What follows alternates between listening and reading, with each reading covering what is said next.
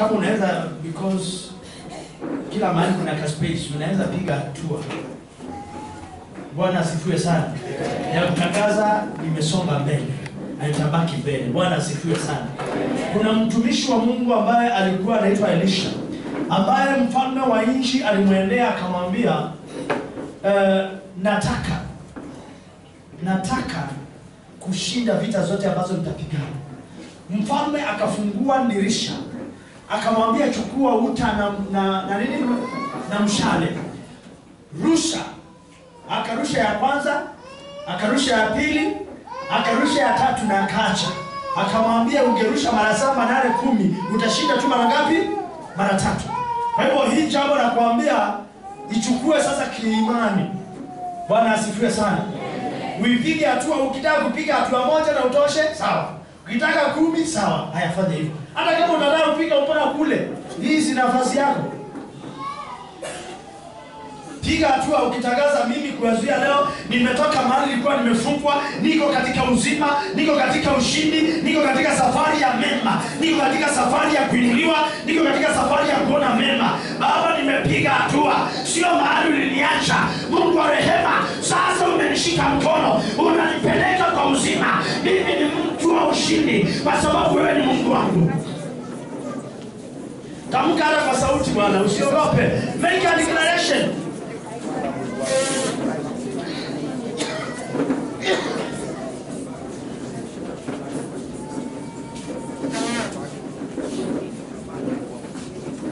Make a declaration.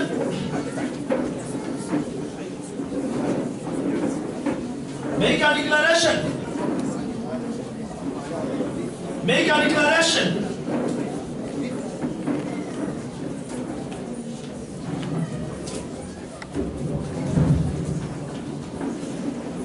Make a declaration.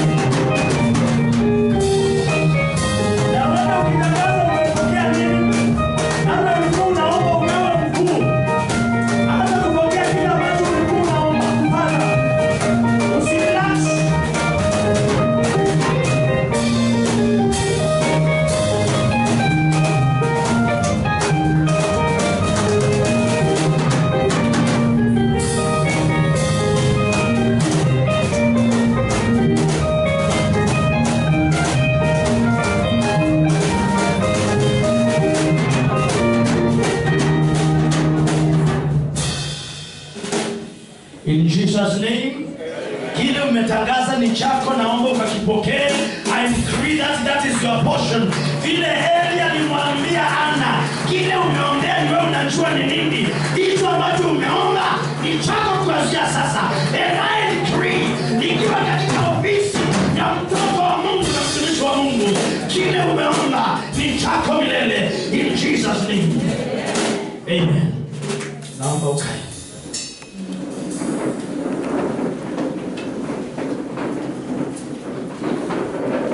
Amen. Hii ni siku ya kipekee, the first day of the year. Na nimekufunza kuhusu kitu kinaitwa manjira. Kuna kitu ambacho kinaitwa manjira. Lakini leo hii teaching zote zile zilikuwa zimetayarisha nifunze. Nimeambiwa nifunze tofauti. Sababu Mungu ananiambia Watu wamebarikiwa, wamepewa vyeo, lakini hawajazikalia hizo vyeo. Hivyo, our continuation in the passion of Christ will be later. Praise the name of the living God. But in the meantime, wacha tuaddress hii mwaka. Tuko 2020, 2 plus 0, plus 2, plus 2, namba gani? Hiyo ndio namba tulio nayo leo. Namba 6 inamaanisha kiumbe aliyeumbwa. Na Mungu alipoumba mwanadamu siku ya ngapi? Hakufanya kitu kingine, alishughulika. Hiyo siku ya 6 alishughulika na Adamu peke yake. Bwana asifiwe sana. Na alipomaliza, amen, baada ya kumaliza hakukuwa na shughuli nyingine. Alisema nimetosha. Labda kama angeumba mwanadamu siku ya 6 angeumba kitu kingine, lakini hakuna kitu kilionekana more special like mwanadamu. Jiangalie. Sema wonderfully and fearfully made. Unaweza kuwa mtu wa kujidharau. Leo hii nitaingia katikati kwa mamlaka ambayo Mungu ameniweka nayo hapa, ambao amenipea juu ya maisha yako.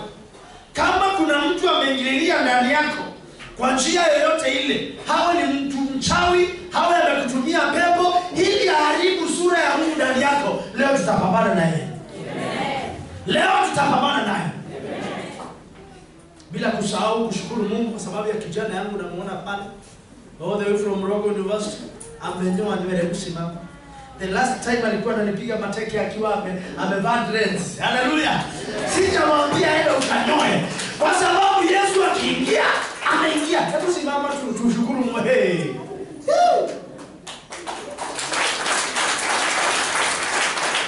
Mimi sikumwambia anyoe kwa sababu gani? Yesu akiingia si amiki. Vile sikwambia yake acha pombe, maana akiingia utakunywa. Lakini akiwa hayuko utakunywa. Hapo kabisa uliacha kabisa.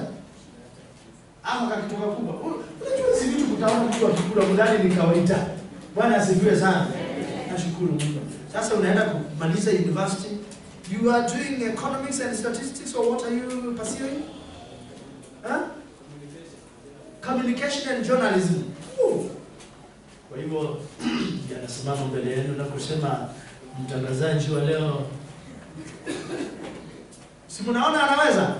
Hata sura inaweza. Pigia Yesu makofi. Na umwambie hiyo utaishi. Na utabarikiwa kwa hiyo. In Jesus name. Maombi yangu leo kwako mwanangu ni kuwa by the time unamaliza university, hizi stations za kipekee zitakuwa zinakutafuta. Bwana asifiwe sana.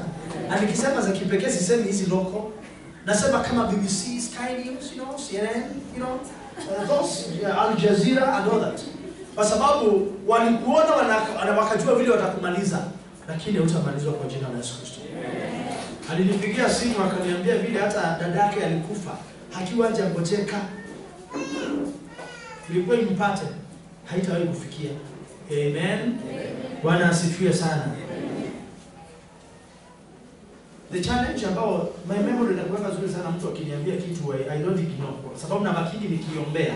Amen. Kama umeniambia kitu njema huku unanijaribu, nabakishwa nikiombea. Amen. Akatumiwa na babu 15,000 ya kulipa fees, na kutoka hapo ndipo hakupata fees tena katika maisha yake. Mama akawa hata kazi imekwama. Kwa sasa akinipigia simu alikuwa anafanya kazi ya security ili atafute aone kama atapata kitu.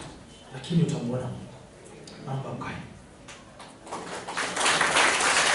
Nimetumia yeye mfano kwa sababu kama yeye kuna kitu ambacho wako nacho, lakini hicho kitu kinakwepuliwa, kinaondolewa, anabaki bila. Hebu hapo umekaa hivi, naona watu ambao ni wakubalishwa virauni. Huwezi baki virauni kama una kiti. Kila mtoto wa Mungu yoyote yule ako na cheo. Sema cheo. Ako na kiti. Nasikiliza vizuri kile nakufunza. Ako na cheo. Ako na nini? Cheo. Ako na kiti, lakini haja kikalia. Waefeso ile sura ya kwanza mstari wa 3, ambao ndio mstari ambao tunafungua hii mwaka nayo. Haleluya. Na usikilize vizuri. Anasema sura yake ya 3, atukuzwe Mungu Baba wa Bwana wetu Yesu Kristo, aliyetubariki kwa baraka zote za rohoni katika ulimwengu wa roho ndani yake Kristo. Nao ile sura yake ya 2 mstari wa 6 anasema akatufufua pamoja naye, akatuketisha. Sema akaniketisha pamoja naye katika ulimwengu wa roho kati ya Kristo Yesu. Kwa hiyo kila mtu anatakiwa hawe na kiti, na hii kiti ni one of your speciality. Na nimekuambia mmoja ndoto hafi mpaka ile ndoto itimie. Nimekuambia popote pale unakanyanga na ndoto yako. Na hivi ulivyo leo ndivyo ndoto yako ilivyo. Kama wewe ni muoga, ulianza kuota ukiwa umejaa uoga. Si kila kitu ya kukaa chini na kuanza kumeditate. Na hiyo kitu ikaingia pole pole. Kwa hivyo leo nataka kuanza safari fupi ya kutayarisha maisha yetu katika upeo wa baraka wa kipekee. And mark you my friend, fuatanisha kuanzia leo na hizi maneno ambayo Mungu ameanzisha leo yatakuwa yako milele. Na ni uhusiano wa viti vya enzi na mafanikio yako.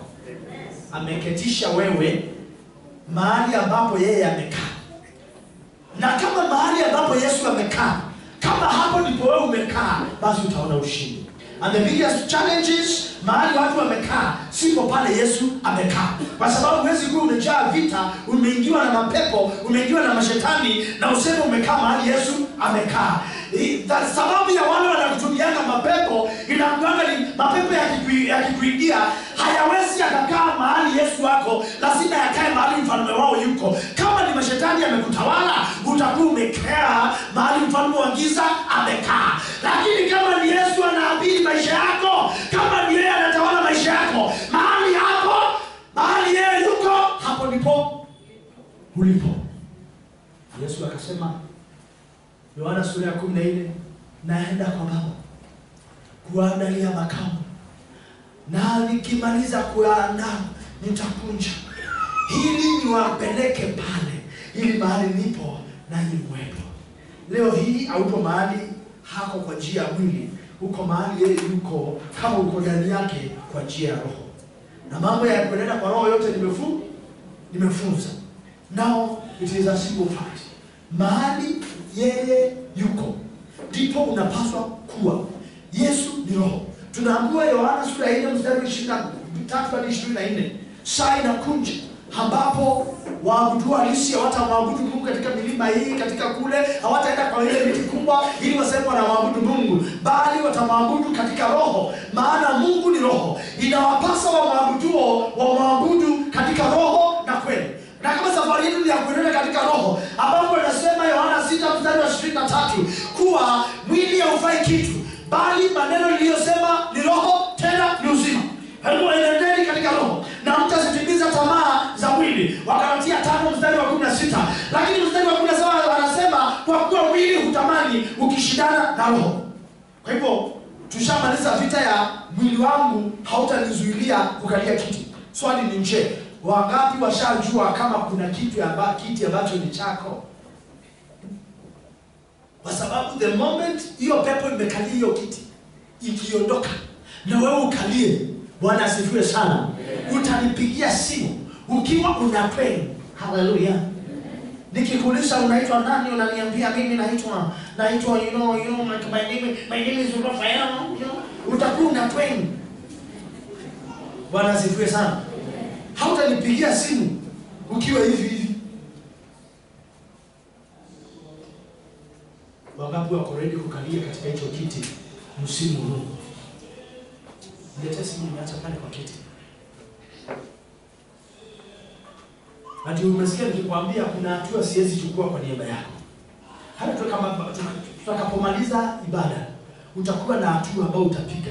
Acha nikwambie jambo moja. Kitu ambacho mtu ameamua kinakuwa cha kipekee. Mtu akiamua kuishi. Akiamua kwenda anachukua kamba. Si ni kweli? Na ni wakati wako wa kuamua kuishi. Lakini swali ni je, nini maana ya kiti cha enzi? Nini maana? Nini maana ya kiti cha enzi? Utaikuta nimeipiga. Nini maana ya kiti cha enzi?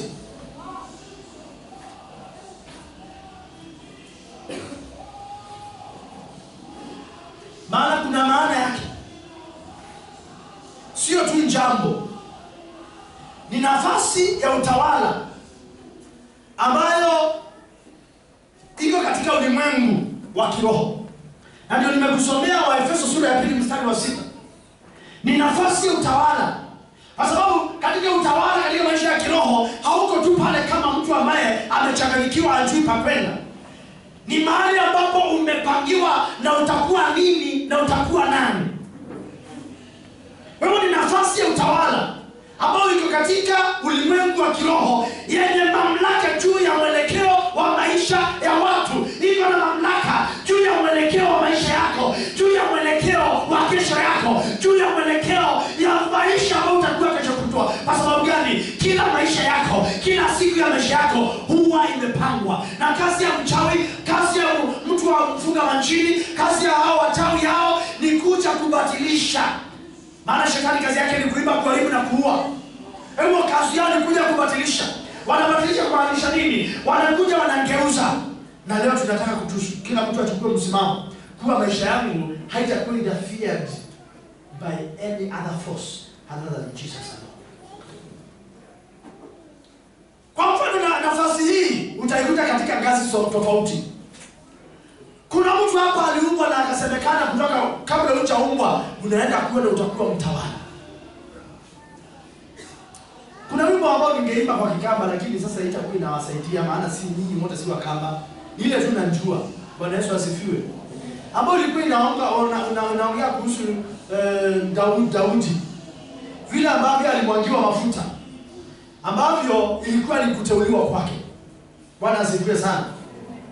Kila mtu ukisoma Yeremia sura ya kwanza. Yeremia sura ile ya kwanza mstari wa 19. Na ule wa 5 anasema kabla sija kuumba na nilifanya nini? Anasema kabla sija kuumba katika tumbo na nilikujua, na kabla hujatoka tumboni na nikutakasa nimekuweka kuwa nabii wa mataifa. Kwa hivyo kabla hujazaliwa kuna kiti ambacho Mungu aliandaa na akasema specifically hiki ni changu. Sema kile changu ni changu milele. Mstari wa 19 anasema nao watapigana nawe lakini hawatakushinda maana mimi nipo pamoja nawe, asema Bwana, ili nikuokoe. Kwa hivyo kama nawe umekalia hiyo kiti, nawe kama utabaki na Mungu, hata wakijaribu namna gani hawatakushinda. Je, hao walipopigana nawe walikushinda? Sijasikia ripoti za watu wanasema fulani akaroba akakufa. Sio walimpiga na akashindwa. Bwana asifiwe sana. Mwingine wakapigana akashindwa. Bwana asifiwe. Lazima utangaze nini? Msimamo. And now I'm bringing a child in the Lord ambaye si wa kuogopa. Bwana asifiwe sana. Nilishinda hapa 31st.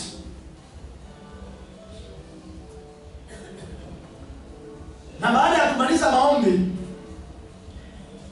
nikasema sitakuja kwa mkesha ambao watoto wa Mungu walisema watashinda na Mungu hapa. Bwana asifiwe sana. Kwa sababu si lazima niwe kila kona. Amen. But it was wonderful. So pole kwa wale hawakuwa tukitangaza. Nitaka kujua hawa watu pasipo mchungaji wanaweza fanya nini? Haikutangaza na walikuwa 30 something. Kumaanisha ingetangazwa. Ni kama mmejipatia tikiti, mkitaka kuwa na kesha kila Friday ya mwisho ya mwezi, utawapea. It touched me. Amen. It touched me. Mkitaka kama utasikia mnataka, utajiandikisha nijue kuna watu. Unajua I'm strict Tukikuja kesha hakuna kutoka. Bwana asifiwe sana. Kama nikuja kuomba niko. Na hiyo ni ile siku unabebaba ukienda nyumbani tumelewa uchijui. Kwa hivyo nafasi hii inaweza kuwa ni ya siasa. Watu wengi wanaona siasa ni kama mlango wa shetani, si mlango wa shetani. Warumi 13 mstari wa 7, wa kwanza hadi wa 7 anaongea kuhusu every government is appointed for by God. Mungu alipoumba Adamu na Hawa, Mwanzo sura ya kwanza mstari ule wa 28 na 26, aliwaambia endeni mkatawale samaki wa baharini na hayawani wote. Kwa hivyo sasa siasa ni utawala ama si utawala? Siasa ni utawala ama si utawala? Ni utawala. Hebu hapa kuna watu ambao wako na hizo vio. Na mnaweza mke hapa mkasema hizo ni vio mbaya. I stand before you today to tell you, as a member of church and politics summit, hakuna ubaya uko pale. Nimesoma Biblia vizuri na ielewa. Wakati hapa wanasikiaga wakisukuma wanaambiwa unaweza kuwa kiongozi. Unione? Acha nikuulize swali. Wangapi wamenotice mafuta ya kupikia imeenda juu? Wangapi wamenotice unga imepanda juu? Wangapi wamenotice mafuta ya gari imepanda juu? Mafuta taa imepanda juu? Stima imepanda juu? Gharama ya maisha imepanda juu? Sasa watu wangechanguliwa, watu ambao wanaenda kuangalia watu pale, si wangeshusha tax iwe chini? Si wangeondoa kukopa? Hivyo sasa siasa inahusika katika maisha yako ama haihusiki? Inahusika ama haihusiki? You can never live without it. Bwana asifiwe sana. Amen. Siasa imesema lazima ufunike mdomo. Utafunika my friend. Wamesema lazima udungwe sindano ili ukutane na watu. Utadungwa. Kama uko hapa usikie nikwambie ni namba ya shetani siko. Hata mimi nilidungwa. Yesu alisema hata tukitakunywa sumu na inafanya nini? Kama ni sumu enda ukunywe. Si serikali wamesema na imewekwa hapo na Mungu, enda ukunywe. Ili usiniambie kesho kutwa nilikuwa nataka kwenda kungolewa meno na nimeambiwa siwezi ingia. This is a strategy by the way, kwa sababu ya siasa ya 2022. Ili hata watu wakitangamana hautasikia maneno ya ati namba ya corona ilikuwa inatoshana hivi. Wangapi hapa wamedungwa kama mimi? Mkono yangu iko juu kabisa. Wangapi wamedungwa? Wakati umedungwa ulianguka. Nilisikia wengine wakisema ukidungwa unashika na kitu unaanguka, ulianguka. Wakati BCG ilikuwa unajua nilienda kudungwa kwa nini? Kwa sababu I don't expect vile serikali inaweza amua kuua watu yake.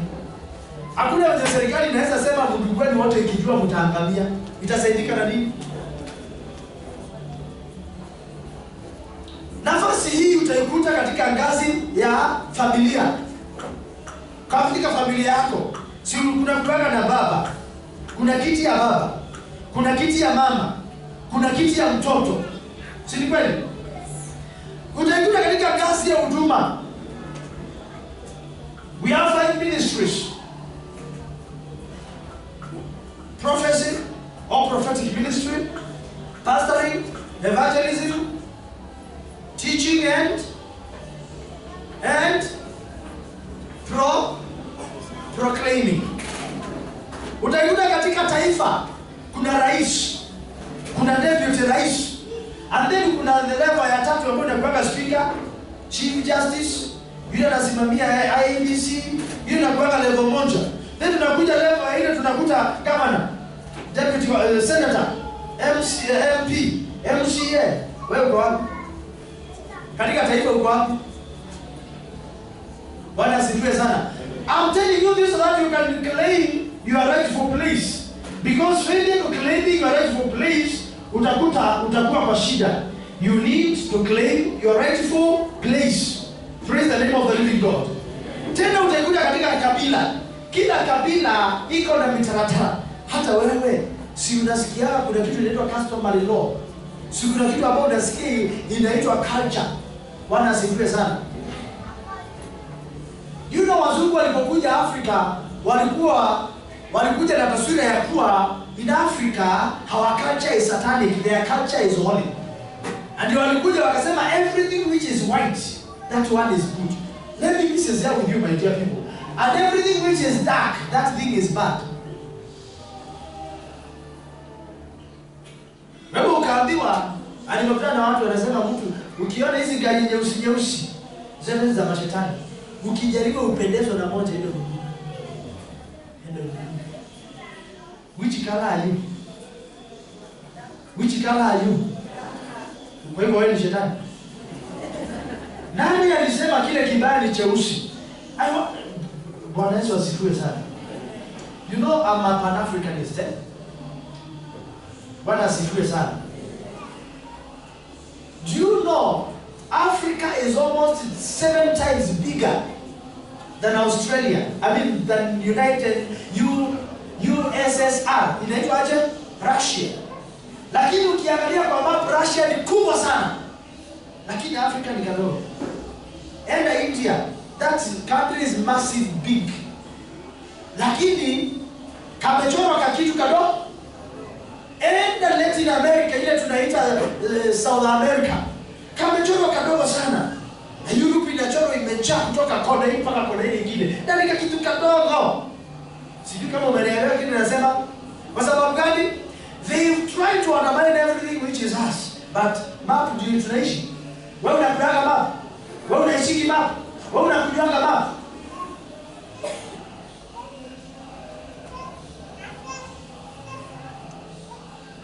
Enda kwa wazungu na uende kwa kanisa zingine. Na huko mtu mweusi hauruhusiwi kumingu na watu utakaa huko nyuma. Bani sana. Hao watu wa kitambo akina Kenyatta, akina wale walienda kusoma kwa wazungu. Mtu alikuwa anatengenezewa kitu kanya kule kwa kona, kule mbali sana, asichafue hao wengine. That is why I'm very comfortable here. I'm very okay here. But then hii kitu itatoka kwa akili yako aje kuwa black is bad and white is good. What do you say about color white? It is pure purity. Mungu alikwambia ni purity.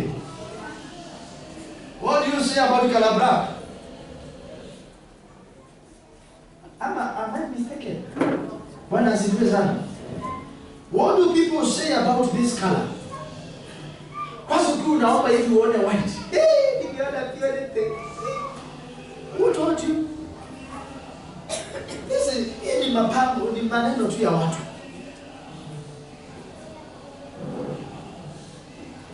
Do you know hata katika kifua ya high priest in Exodus, kati ya yale mawe 12 hakuna rangi katika hiyo kanisa ambao ilikuwa imewekwa ya white.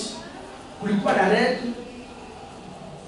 kulikuwa na purple, kulikuwa na which other color? Scarlet white. Bwana asifiwe sana. So nataka utofautishe maisha ni shamba mtu anakaa hivi.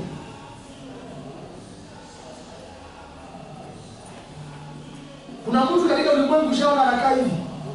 Hakuna mtu mweupe duniani. Tena kuna kanisa pia iko na vyeo. Amen. Kuna kiti. Na ukakuta kanisa mchungaji ambaye anaongoza pale hana kiti. Hajakalia kiti cha rohoni. Hata wewe hautawahi kalia. Kuna jamii na kadhalika. Hapo kimuonekano kunaweza kukawa na kitu cha kawaida. Mfano kanisani au maaskofu anapokuwa yupo. Bwana asifiwe sana. Ukienda kwa hizi kanisa ambao utakuta kuna kiti ya askofu, kuna kiti ya hiyo kiti ya askofu inakaliwa na mwingine. Bwana asifiwe sana. Ama tuende kwa mbunge kwa mfano. Kwa mbunge tuko na speaker seat. Hiyo kiti ya speaker inakaliwa na members. Is it? Bwana asifiwe sana. Hii mambo nasema hivi nikimaanisha kiti yako si ya kushare. Bwana asifiwe sana. Kule nimepewa mke mpendwa wangu. Wazee wanatembeana saa zingine kama anaenda mbali, anaenda na kiti yake. Ambapo hiyo kiti anaweza kaa nyikani, iko na pande ya kuwekelea shingo. Bwana asifiwe sana. Very special seat. Na mimi kama nao peacemaker of the area nao sasa niko na kiti yangu huko. Hebu nikienda na bila zaidi kwenda nikimebeba kiti yangu. Bwana asifiwe sana. Now that is by the way, lakini generally kule nimeoa ukioa huko unakuwa na kiti ambao unaitwa peacemaker. Amen. So kwa sababu nikiingia pale siwezi kuwa napendelea huyu ama napendelea huyu, because I'm a newcomer in the family. Amen. Hebu everybody ambao ameoa anakuwa sasa, umeoa hapo, yes, there you become a peacemaker. Kwa sababu gani? You have the interest, huwezi kubali uharibu mambo, maana utaharibu mpaka kwako. Bwana asifiwe sana. Na kuna hiyo kiti ambao mtu anajibebea. Na hiyo kiti hata akikukuta ukiwa una yako, you can't share. Imetoshea tu ukalia kwake peke yake. There are things you should not share. Na kimoja ni hii kiti cha utawala cha uwezi wako cha rohoni. Na usisahau hicho cha rohoni ndicho hicho tu cha mwilini. Maana lazima kitokee kionekane, na muonekano wa hicho kitu uonekane mwilini. Kwa mfano, kama utakuwa na kiti ya kuwa MCA John rohoni, mwilini kikosekana itamaanisha rohoni hakikuwa. Wewe kama unasikia msukumo mpaka bali inajiletaga elewe. Amen. Wewe ukiwa nayo rohoni, hata mwilini automatically inatokea. Nasikia watu wanakutoa kwa nyumba wanakuambia lazima usimame mwaka huu. Nikwambie nimeambiwa na zaidi ya watu wangapi. Hakuna election inapitaka bila mimi kuambiwa nisimame. Bwana asifiwe sana. Area yetu, I remember hata chairman wa Wiper, si sababu ni Mkamba. Bwana asifiwe sana. Na mimi ni Mkamba. Amenituma kwa chairman wa Wiper Nairobi region. Sitaki kukuambia jina. Na sijawahi enda. Na plan yao ilikuwa waende wachukua kama wote wako waruku wako wapi wote wapeleke wabadilishe. Bwana asifiwe sana. Yeye nisimame huko. Akiniuliza nawaambia bado sijamaliza kuomba. Maana pia lazima utayarishe kwa wao wanataka lakini Mungu anataka. Those are the two things you must take care of. Take care of. Praise the name of the living God. Amen. Ebo, what am I trying to say? Na maanisha watu wakikuangalia wewe wanakuonaga aje? Kuna mtu ameniangalia, wewe akiniangalia anaona naweza kumuongoza vizuri pale. Je, watu wanapokuangalia wanakuona mtu namna gani? Watu wakiwa peke yao wakati ya huko wanakusemanga aje? Because kile wanasema ukiwa huko ni cha muhimu kuliko kile wanasema ukiwa wewe huko katikati yao. Ndio maana Yesu akauliza wale wanasemanga mimi ni nani, kwa sababu anajua wamesema imbainasi, hawezi sema akiwa, wakasema kitu tofauti. Na nyinyi mnasemanga niko mimi ni nani? Hii kiti inaleta heshima.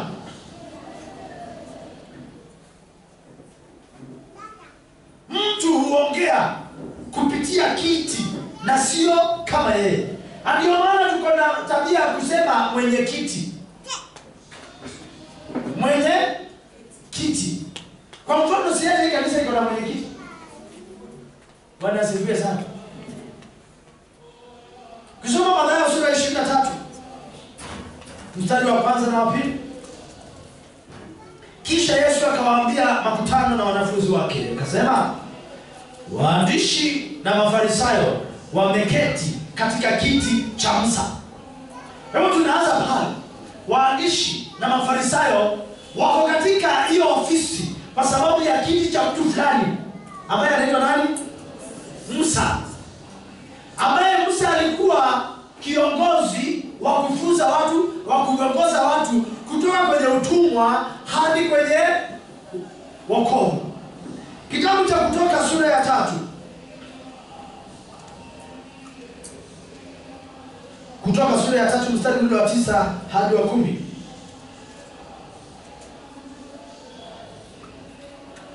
Basi tazama, kilio cha wana wa Israeli kimenifikiria. Tena nimeyaona hayo mateso ambayo Wamisri wanawatesa. Haya basi, nitakutuma sasa kwa Farao ili upate kuwatoa watu wangu hao wana wa Israeli katika Misri. Sura yake ya 4 sasa mstari wa 12 hadi 16. Basi sasa enenda, nami nitakuwa pamoja na kinywa chako na kukufundisha utakalo linena. Akasema, Bwana, nakuomba tuma kwa mkono wake huyo utakayemtuma. Hasira ya Bwana ikawaka juu ya Musa, akasema, je, hayuko Haruni ndugu yako Mlawi? Najua ya kuwa yeye aweza kusema vizuri. Pamoja na hayo, tazama anakuja kukulaki, naye atakapokuona atafurahi moyoni mwake. Nao utasema naye na kuyatia maneno kinywani mwake, nami nitakuwa pamoja na kinywa chako na pamoja na kinywa chake, na kuwafundisheni mtakayoyafanya.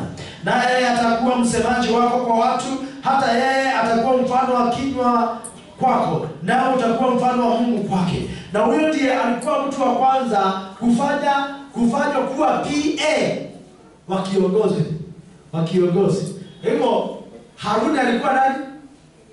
PA wa nani? Wa Musa. Naye Musa kiti chake kipo. Hivyo Musa alipokufa, kiti chake kiliendelea kubaki. Ndio maana Yesu anasema kwa Mathayo 23:1-2 kuwa hao Mafarisayo na Masadukayo wameketi katika kiti cha Musa. Kumbe hicho kiti cha mtu kinaweza baki hata wakati ameenda na kikaliwa na mwingine. Bwana asifiwe sana. Na kuna wengine kiti chao ni chao na kinaisha na wao. What kind of impact will you leave on this land?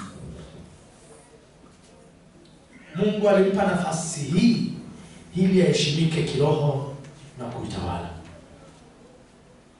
Mungu akakipa kiti, akikupa kiti, anaheshimu na kusikia maneno yanayotoka kwa yule aliyeko au aliyekalia kiti hicho. Chukua mfano wa mwanamke ambaye anaitwa Hana, mama wa Samueli. Ameomba usiku na mchana, anaomba lakini hajibiwi, kwa sababu kuna mamlaka ya kiti. When the one in charge hakisema this is what is going to happen, you are going to go this way, ukampe kile kitu ambacho anachokihitaji, and this must be written, it is a law I have made. Hakuna mtu ambaye ataepukana na hiyo neno. Hebu kitu ya kwanza, sisi tunatawala tukiwa tumekalia kiti cha wokovu rohoni. Na kiti chetu leo ni tofauti cha Mafarisayo. Sisi tumekalishwa mahali Yesu amekaa. Wale walikuwa wamekalia kiti cha Musa. Sisi tumekalia viti vyetu ambavyo tumetengenezewa. Tunakalia. Kwa hivyo sasa leo ni tofauti na wakati ule ambapo wao wako na viti. Wewe umefufuliwa pamoja na Yesu na ukaketishwa pamoja naye katika ulimwengu wa roho. Nani kuketisha? Baba. Baba amekuketisha mahali Mwana yuko. Mungu naomba wanao waelewe hii maneno.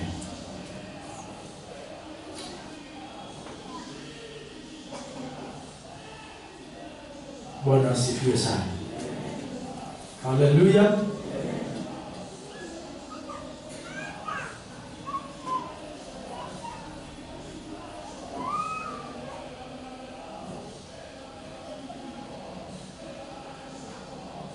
Matendo ya Mitume sura 22 mstari wa 14. Anasema, akasema, Mungu wa baba zetu amekuchagua wewe upate kujua mapenzi yake na kumwona yule mwenye haki na kuisikia sauti itokayo katika kinywa chake. Sauti itokayo katika kinywa chake. Bwana asifiwe sana. Shetani hana shida na waitwao, hana shida na mteule. Ndio anasema Mathayo sura 22 mstari wa 14. Kwa maana waitwao ni wengi, bali wateule ni wachache. Hivyo ni wengi ambao wataitwa katika mahali, lakini sio wote ambao watatengenezewa rais ama podium. Sio wote ambao watakalia kiti pale. Waitwao ni wengi, lakini wateule ni wachache. Na kama wewe ni mteule, basi shetani atakuwa na shida nao. Hebu shetani hana shida na waitwao, ana shida na mteule au wateule. Katika uchaguzi wa nafasi au kiti cha urais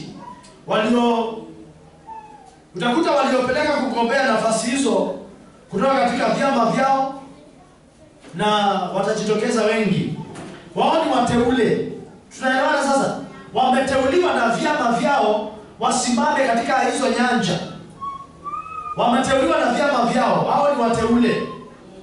Kwa sababu katika chama chao wameteuliwa. Ile katika tume ya uchaguzi ni waitwao. Kwa hivyo sasa, kama mtu ametoka kwa ODM, ama ametoka Jubilee, ama ametoka UDA, Ulubalo, ama ametoka kwa ANC, hiyo yote wale wameteuliwa pale ni wameteuliwa. Bwana asifiwe sana. Lakini tukienda kwa IEBC, that is the electoral body, wao sasa wameitwa. Na kama wameitwa, atakayepita katika uchaguzi na kuwa rais, yeye sasa ndiye atakuwa mteule katika taifa. Yeye ndiye atakuwa nani? Mteule katika taifa.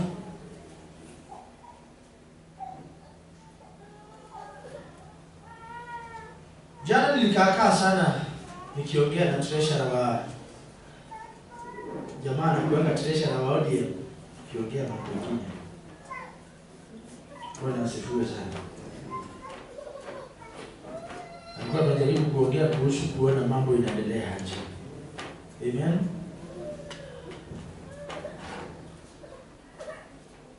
There are many times ambao tunaitwa na serikali.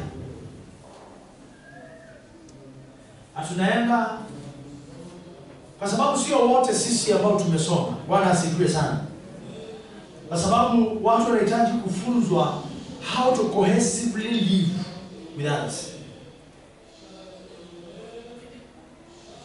Onguchi kuna vitu saa zingine tutazungumzia, lakini utakuta kati ya watu sasa hatutazisema. Bwana asifiwe sana. Lakini utakuta lazima tutumike. Wakati COVID ilianza, watu kudungwa sindano, kabla haijaanza tuliitwa meetings ambao sio moja, ambao yule amesimamia tulikaa naye na tulikuwa na maswali mengi sana, ambapo hii sasa usiende kuuliza mtu, nikuulize swali, utanijibu. Assume kutengeneza chupa moja. Kutengeneza nini? Ya vaccine inachukua 1 minute ama 10 minutes. Si ndio? How long will it take kutengeneza billions of this? Hizi mbadao unaona zinakuja, unadhani zilitengenezwa jana?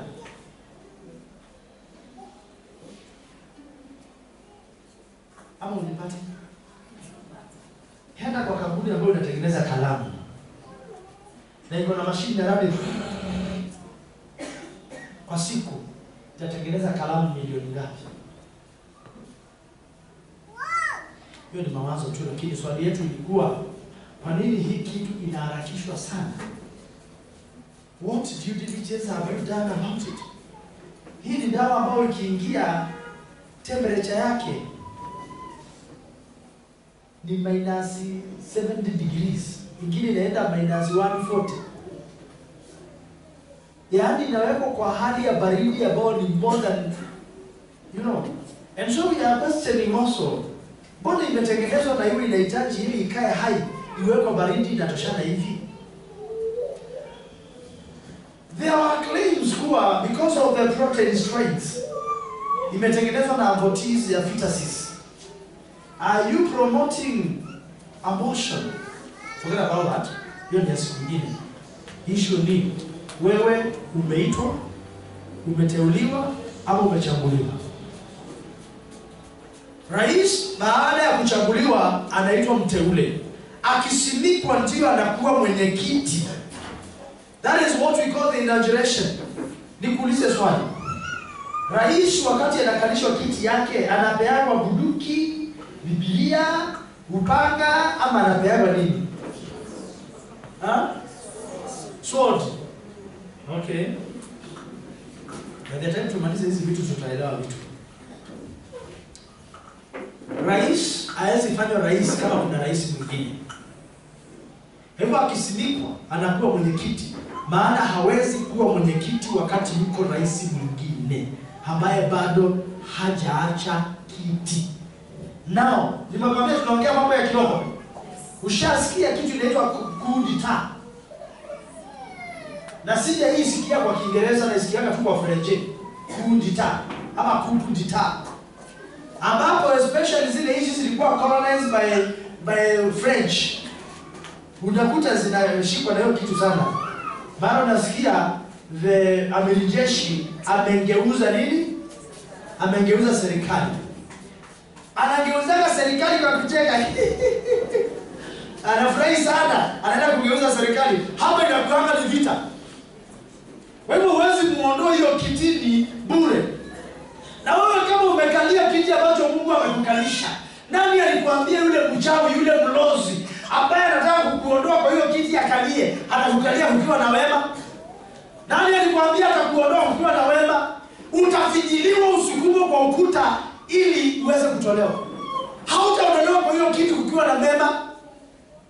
Ndio nasikianga kama there is the nation ambayo imeondoka juzi. In which country is that? In West Africa? Is it Benin or Gabon? Which one has the latest coup d'etat? Huh?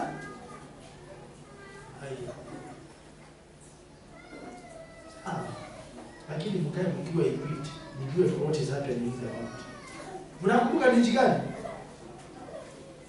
Ni Ivory Coast? Huh? Yes.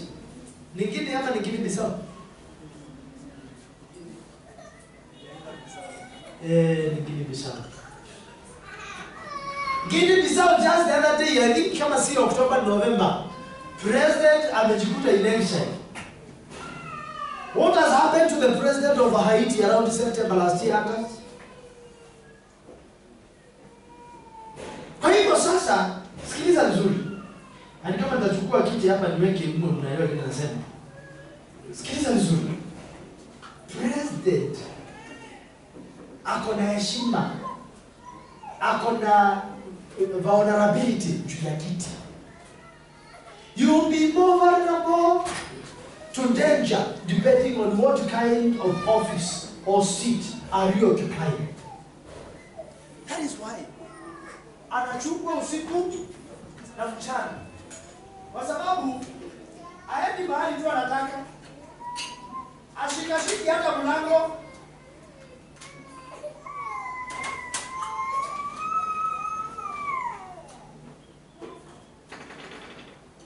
Utakuta rais astahili kujifungulia mlango, si ati inakuanga ni maringo. Suppose wakati walikuwa wameenda hivi, mtu ameachilia kaupepo kakapita hivi kakaweka sumu kwa hiyo kakitu kahado. Unaona hiyo kakitu ya hado ikishikwa na hiyo sumu na yeye ashike, ataenda naye. Now I know you are not up to date. Kuna mazishi ilikuwa kwa Mambei juzi. Bwana asifiwe sana. Na watu wakajaribu kutaka kupanga mambo mabaya. Juu namba 1 alikuwa anaenda kule. Huyo wachana nao ya siku nyingine. So wale walijulikana, na hata kiti kabadilisho usiku, kutolewa kwa hoteli usiku. Kwa sababu kiti ilikuwa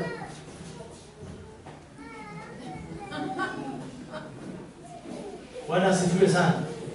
Now wewe unaweza kuwa more than a president. Bwana asifiwe sana. Kuna kila mahali unaenda, kuna malaika wanaenda wanasema hebu tega apite. Malaika wako mbele yako. Nataka uweze kuona your status. Nimekwambia mfalme, rais anaendaka kila mahali mbele anakuweka wameangalia. Bwana asifiwe sana. Wanaenda na vitu vya kuangalia kama kuna gadgets mbaya ambazo zinaweza kuwa haziko registered hapo. Maana ile si askari wale wako pale wako na bunduki. Bwana asifiwe sana. Hizo bunduki hizo juni zao ziko na namba. Amen. Hivyo asitaonyesha danger kwa hiyo kitu. Hiyo itaonyesha unregistered gadgets. Inaandika hivyo. Bwana asifiwe sana. Now Bwana Yesu asifiwe sana. Amen. Ukiuliza watoto kama mtoto awasipidia kwa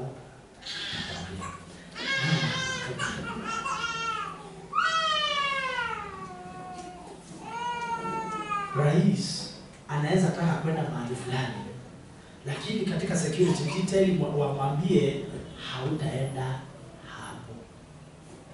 Bwana asifiwe sana. Aendaki tu enyewe mwenye anataka. Anaambiwa ni saa ya kwenda fulani mahali imefika.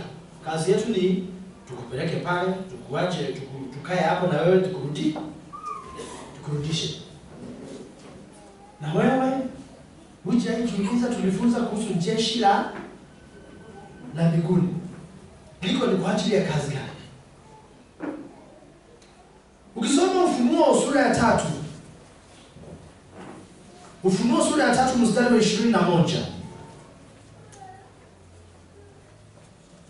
Nasema, yeye ashindaye nitampa kuketi pamoja nami katika kiti changu cha enzi, kama mimi nilivyoshinda nikaketi pamoja na Baba yangu katika kiti chake cha enzi.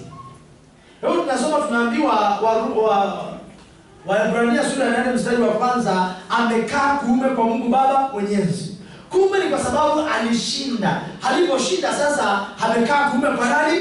Kwa Mungu Baba Mwenyezi. Na wewe ukishinda, anaiambia kanisa la Laodikia kuwa yule ambaye atashinda nitampa kuketi pamoja nami katika kiti cha enzi. Bwana asifiwe sana.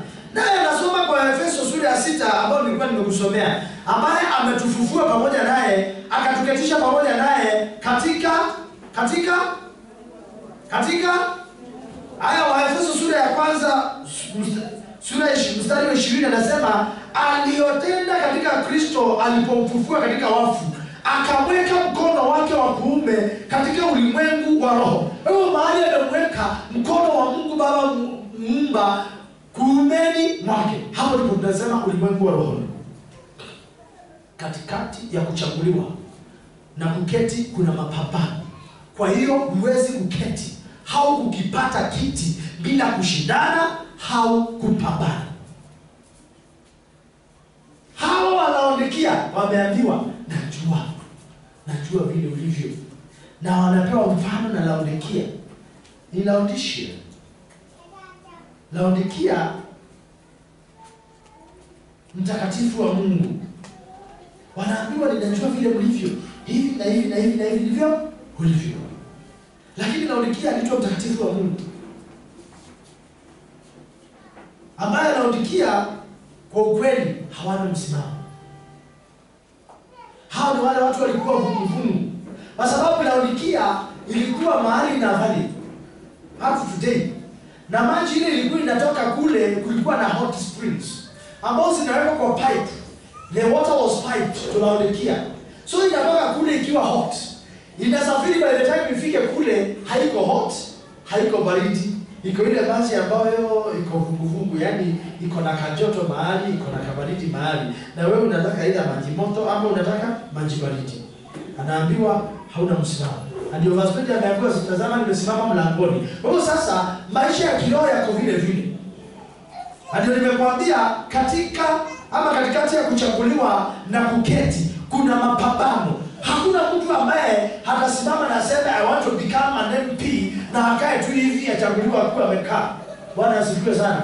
Kuna mapambano ya kuibiwa kula, kuna mapambano ya kunyang'anywa, kuna mapambano ya kuchezwa hapa katikati, kuna mapambano ya security yake. Kwa hivyo hakuna kitu ambacho kinakuwa cha urahisi. Na the challenge ambao watoto wa Mungu wa Kristo wako nayo, wanaona nikiwa nimepokea Yesu sasa nikae tu hivi. Hakuna kitu kama hicho. Ndio maana watu watauliza, mtu akiokoka anaweza logwa? Unaweza logwa ukilala vibaya, ukikaa vibaya, unaweza logwa. Mtu akiokoka anaweza kuizoniwa? Yes, unaweza kuizoniwa. Kwa nini Yesu anasema in Matthew 16, Mark 16 verse 15 to 20, anasema watakaoamini na kubatizwa, ishara hizi zitawafuatana nao. Kwa jina langu atakunywa sumu haitawadhuru. Kumaanisha ukiokoka unaweza kuizoniwa, maana kuna uadui umetengeneza mahali. Wanasema watakunywa kitu cha kufisha hakitawadhuru. Watawekea wagonjwa mikono na watapona. Wanasema Kwa hivyo sasa wacha nijitenge na hii. Ambapo nasema watakunywa kitu cha kudhuru. Kumbe ukiokoka ni rahisi sana kunywa kitu cha kudhuru kuliko wakati hujaokoka.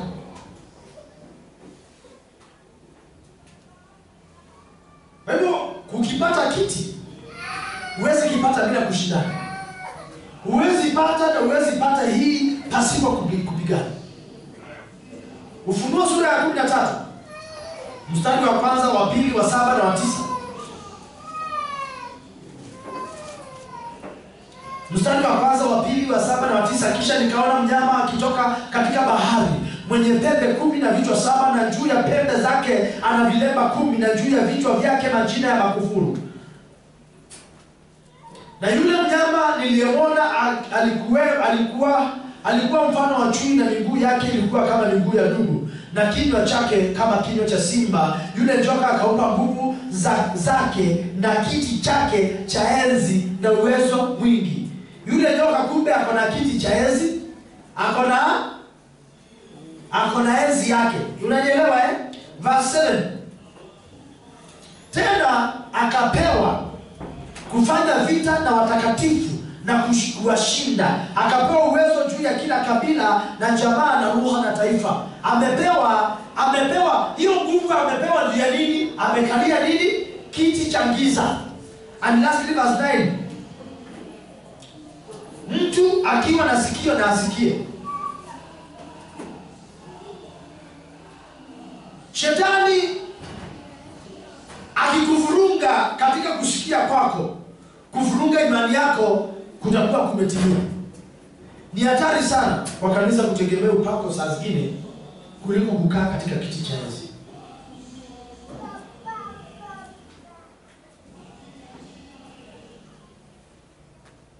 Tunaona hapa kuna kiti. Na hii kiti cha enzi si cha Mungu. Ni nani anakimiliki? Ni Shetani. Kumbe na Shetani anaweza peana viti, na Mungu pia anapeana viti. Hebu tuone tena Ufunuo sura ya 2. Ufunuo sura ile ya 2 mstari wa 12 hadi 17. Na kwa malaika wa kanisa lililoko Pagano andika, haya ndiyo anenayo yeye aliye na huo upanga mkali wenye makali kuwili, na pajua ukaapo. Sikiliza, na pajua ukaapo. Wewe ni mtoto wa Mungu na Mungu anajua mahali unakaa. Unaweza kaa mahali ukidhani unakaa mahali pema, kumbe sio pema. Sikiliza, ndipo penye kiti cha enzi cha Shetani. Ni rahisi sana ukute mtu ameokoka, lakini mahali anakaa, nilikwambia maneno tulipoanza, haujakaa mahali Mungu amekaa. Tunaona wateule wa Mungu waliofufuliwa pamoja naye, wameketishwa pamoja naye. Yaani nasema wote ambao wamemwaminia Yesu. Kwa sababu Warumi sura ya 10 mstari wa 9, wale wameokoka ni wale wamekiri kufa na kufufuka kwa Yesu Kristo. Kwa hiyo kufufuka kwake umeketi pamoja naye. Ndio maana ubatizo wa kuzamishwa, unakufa tena unafufuliwa, immediately unaketi mahali Yesu amekaa. Na hakuna kitu kizuri kama kubatizwa na mtu ambaye anaelewa haya maneno. Ubatizo inalikananga pia na imani ya mbatizi. Bwana asifiwe sana. Adhari za hao itakuwa hata wewe ukienda shuleni. Kama mwalimu wako ako noti, hata wewe utakuwa mtoto noti. Kuna jamaa alikuwa anaitwa Einstein, ambaye alipozaliwa alikaa miaka 4 bila kuongea. Si unajua the great physician or the scientist, ambaye hakuwa anapata nafasi hata angechana nywele yake hakuwa anachana. Wewe unaona kama watu wa physics wenye wanakuwa shaki.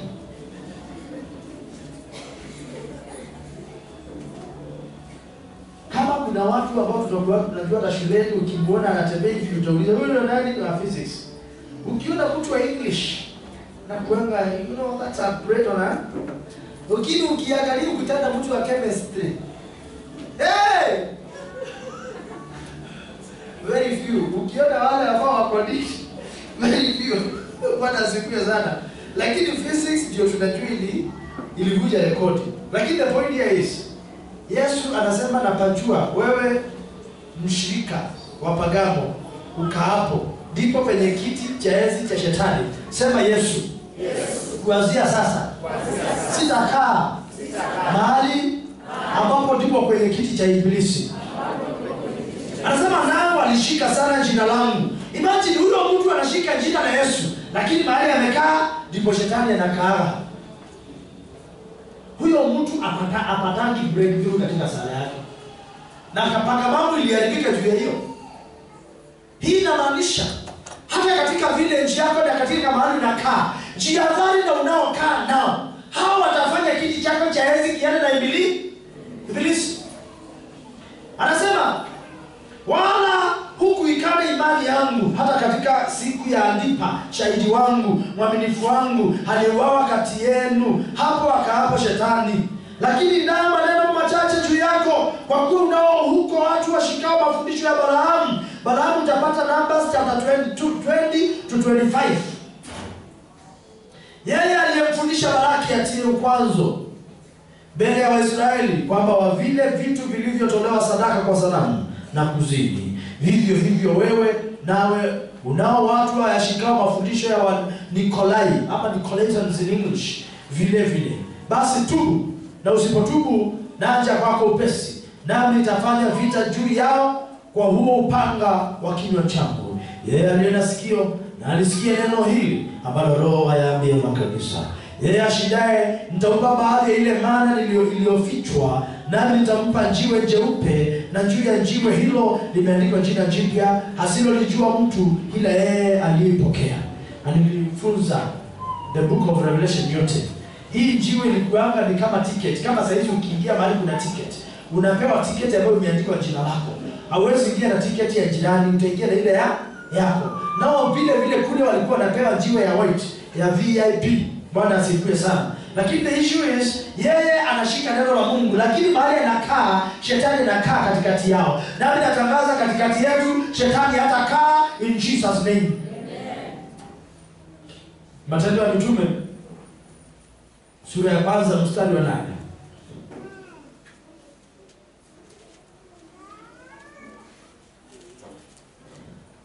Lakini mtapokea nguvu akiisha kuajilia juu yenu Roho Mtakatifu, nanyi mtakuwa mashahidi wangu katika Yerusalemu na katika Uyahudi wote na Samaria na hata mwisho wa nchi.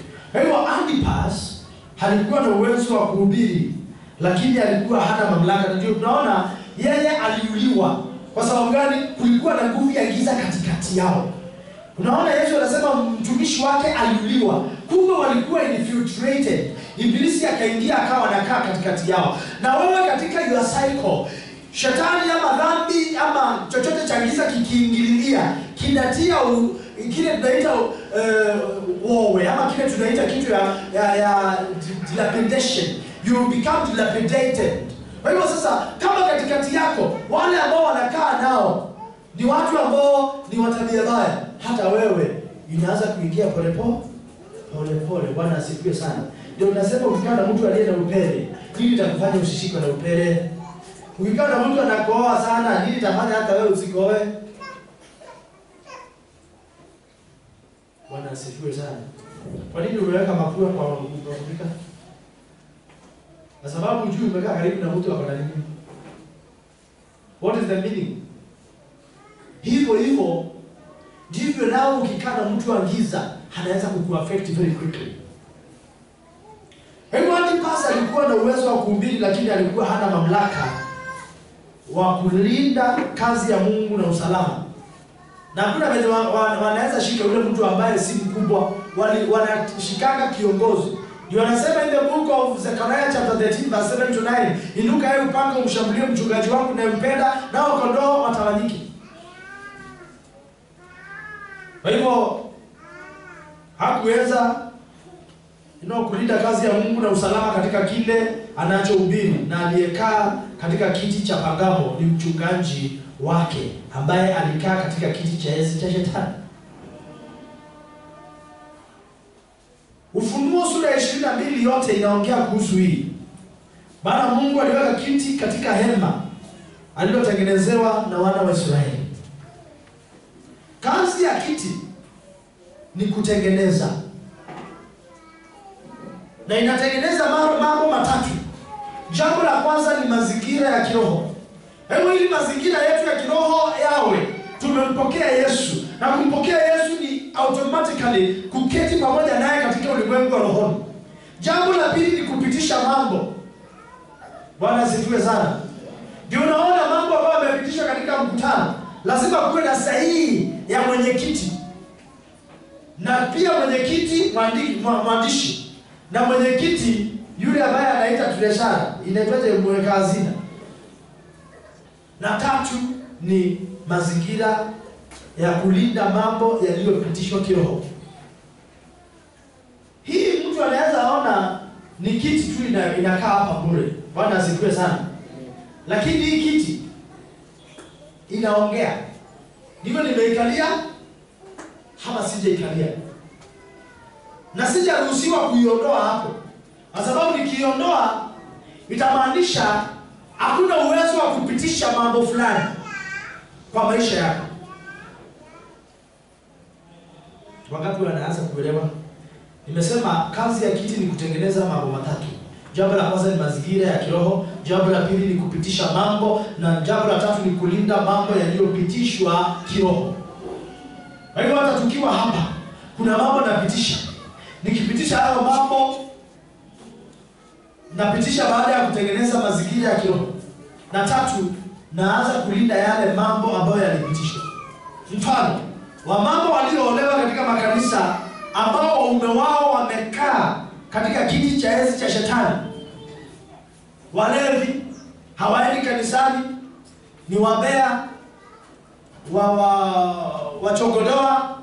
Cheki maisha yao ya kiroho ama viroho vile hivyo. Ukitoka uende uolewe na mtu ambaye hamjui Mungu, kama una nguvu ya kuweza kubadilisha hiyo mtu polepole, atakubadilisha. Ni mambo ya kusema Mungu atambadilisha. Hivyo ndivyo kanisa ilianguka baada ya kuoana na state, the Christendom. Sitaki kuingia katika hiyo section. Cheki nchi ambayo wamesema itaongozwa kwa minajili ya Kiislamu. Cheki vile ilivyo. Tukianza na Sudan hapa juu. Cheki nchi zote za Kiislamu sasa hizi ni vita usiku na mchana. Wakristo walioko katika hizo nchi hawana uhuru, hawana usalama wa kiroho. Nenda ulize hata Mahaji Muhammad ambaye many times anakuwa yuko Arusha, ambaye amesomea Beirut miaka 7 mambo ya Uislamu, na sasa hizi ni mchungaji, amesomea Voi na akarudi tena akaenda South Africa. Watu wameuliwa akiwaona hivi wanakata na musumeno. Yeremia sura ya kwanza mstari wa 10 anasema, angalia nimekuweka leo hii juu ya mataifa na juu ya falme, ili kung'oa na kubomoa na kuharibu na kuangamiza, ili kujenga na kupanda. Nao ni mambo ya kipekee sana. Hataki kuanzia leo uweze kuheshimu wokovu ambao Mungu ametia ndani yako, hata kama umeokoka leo. Hata kama leo ndio umesema Yesu nakupokea kwa Bwana Mwokozi wangu. Kwa sababu kile ambacho unapewa usipokitumia kitatumiwa na mwingine. Ndio maana Yesu akasema in Luke chapter 19, wakati walikuwa wanamwambia wanapiga kelele wakisema sana mwana wa Daudi, sana mwana wa Daudi, sana, akasema hawa kinyamaza, Mungu atainua mawe ifanye hiyo kazi. Kwa hivyo kiti kimetengenezwa cha kukaliwa, usipokalia mwingine atakalia, na lazima uamue kukalia kwa jina la Yesu Kristo. 2022 si mwaka wa kwanza kulalamika Mungu mwenyewe uko kwa kiti. Jifunze kupitisha mambo. That way we say in Jesus' name. Bwana asifiwe sana. Jifunze. Sasa hii nakufunza, nilikufunza kuomba kitambo. Hii sasa nakufunza the secret ya kuomba. Bwana asifiwe sana. Mtu ambaye amekalia kiti anasema, Baba nakushukuru kwa sababu ya wema wako, kwa sababu ya utukufu wako. Umenipangia mema, Mungu wa rehema, pokea sifa. Nasema ni asante kwa sababu hii ni mwaka ambapo naenda kuinuliwa, na inuliwa kwa utukufu wako. Baba pokea sifa. Haya yote nimeomba kwa njia ya Kristo aliye Bwana na Mwokozi wa maisha yangu. Amen. Na Mungu naomba akisinipei ile, that is a beggar. Praying is not begging. Kwa hivyo for you to pray, you must have the right to pray. Hapa niulize ili uelewe zaidi. Wangapi hapa ni wazazi kama mimi? Wakati mtoto yako anakuomba, umewafunza watoto tabia mbaya. Haki mami si nipe hii. Hilo ni vibaya. Anastahili kusema, baba, mami, naomba kama itawezekana, if it is possible, naweza pata ile. Maana asifiwe sana. Because they have the right to ask you. Usiwe wale wazazi ambao ukitishwa kitu unaweka ngumi.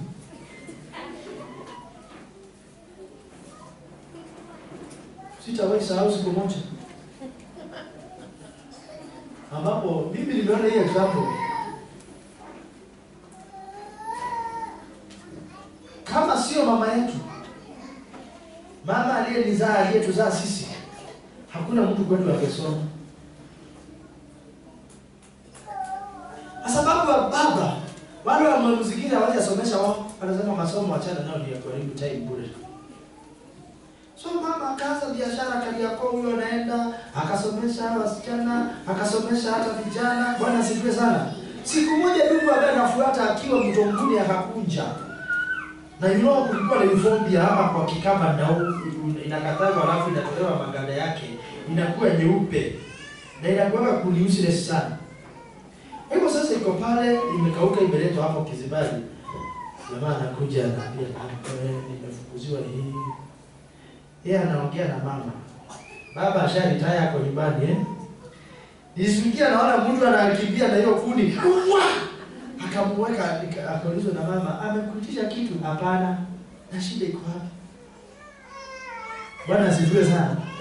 Hapo katika hiyo mambo yote nasoma, naelewa kumbe Shetani anajua hii familia ni masomo itatuinua. Na tusiposoma hatutainuka. Bwana asifiwe sana. Na hii ni vita hii. Mama alichukua, unajua bag za wamama wa kitambo ilikuwa hapa. Niliona tu amechukua hiyo bag na akapewa akaenda shule. Lakini let me this is here with you. Other than sisi wa mwisho ambao tumesomeshwa na wakubwa wetu, hao wote wa kwanza mama ndiye amesomesha. Anajua hapa kuna baba wa namna hiyo, ambao kila kitu yote ni mama. Bwana asifiwe sana.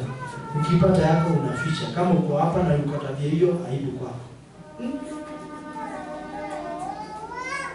We have the challenge about tunapataka wanaume wanarogapo wanakuwa useless. Nashukuru Mungu wanaume wetu hapa si useless. Kama uko useless, inua mkono useme amen. Ukiona mwanaume hivi ujue ni useless. Kama uko useless, sema hallelujah. Tumeona wale useless. Now, it becomes a challenge. By the way, najua familia nyingi hapa mnaweza kuwa mnapitia hiyo. Na kama uko hapa na uko mwanaume na umetekeleza watoto, tafadhali usifanye hiyo tabia tena. Enda ufanye jukumu yako. Kuna jambo moja ambao mama alitufunza, ambao alituambia hata baba. By the way, my father was one of the best. Isipokuwa siku niliona amepigana hiyo, alikuwa ameingiwa na kapepo na kakatoka. Bwana asifiwe. He was one of the best. Ile tu alikuwa anakunywa pombe. Na alikuwa asharitaya, kwa hivyo hakuwa anapata kazi. Hakuwa anafanya kazi. Tumeelewa sasa? Hiyo zuio tumeelewana. But the issue is hakuwa na kozani sana kwa sababu alikuwa amebebwa na wale walikuwa karibu na wao. Kwa hivyo ukakuta kiti chake kilikuwa kimechafuliwa. Wewe kama baba, kiti yako inaweza chafuliwa na marafiki wanaume ambao unakaa nao. Pia wanaume wengi vitu vyao pia vinaharibiwa na wanawake ambao ni wa mipango, ambao wanaingiliana ndoa za watu. Hakiingililia atakuwa anakuambia, utakuwa unaona unapigiwa simu na madamu wakati mko na hiyo madamu. Akipiga anasema ona kimundo kinapiga. Lakini si hapa mmeokoka. Wangapi wanaume mmeokoka? Acha nione kwa mkono. Sio jambo la kuona aibu. Nione ni wangapi wote hivi. Wewe. Amen.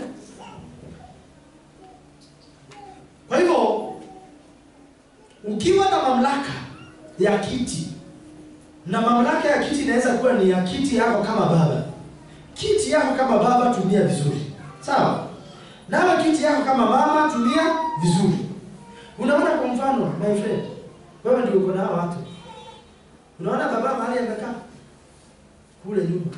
Na wewe umekaa nao hapa. Don't misuse that chance. Usifike mahali baba ameanza kuenda hivi amezeeka. Mungu wote uchaguo hawa ndio wako Nairobi. Unaanza kuambia baba yenu, watoto wakikuja mnaingia kitchen. Na mkiingia kitchen unawaambia pesa iko wapi? Leta. 1500 unachukua, unaweka karibu mbali. Then sasa unaenda mzee akipewa utaona akogewa 200. And then by the time watoto wanafika kwa gate, uko hapa. Leta nikanunua chakula usipoleta leo ukuli. Na hiyo ndio inaua wanaume mapema. Wanawake msichezee hizo viti. Wacha nikwambie jambo moja. Hata kama huyo mzee, hata kama huyo mama afanye kitu, huyo mama ako na maana sana ya kuwa hapo tu karibu na wewe. Bwana asifiwe sana. Amen. Yes. Ukijaliwa mama huyo ndio tajiri milionea na mzee hata kitu. Na kama unalege ndio usimwache aonekane mjinga. Ukienda kununua kanguo kana meremeta atanunulia kana meremeta. Bwana asifiwe sana. Lakini ukanimaji wewe unaenda na zile nguo smart na mzee yake iko na viraka iko na macho. Unajua watoto wa saizi ndio wanaenda na zile nguo siwezi vaa nikapewa kwa dao.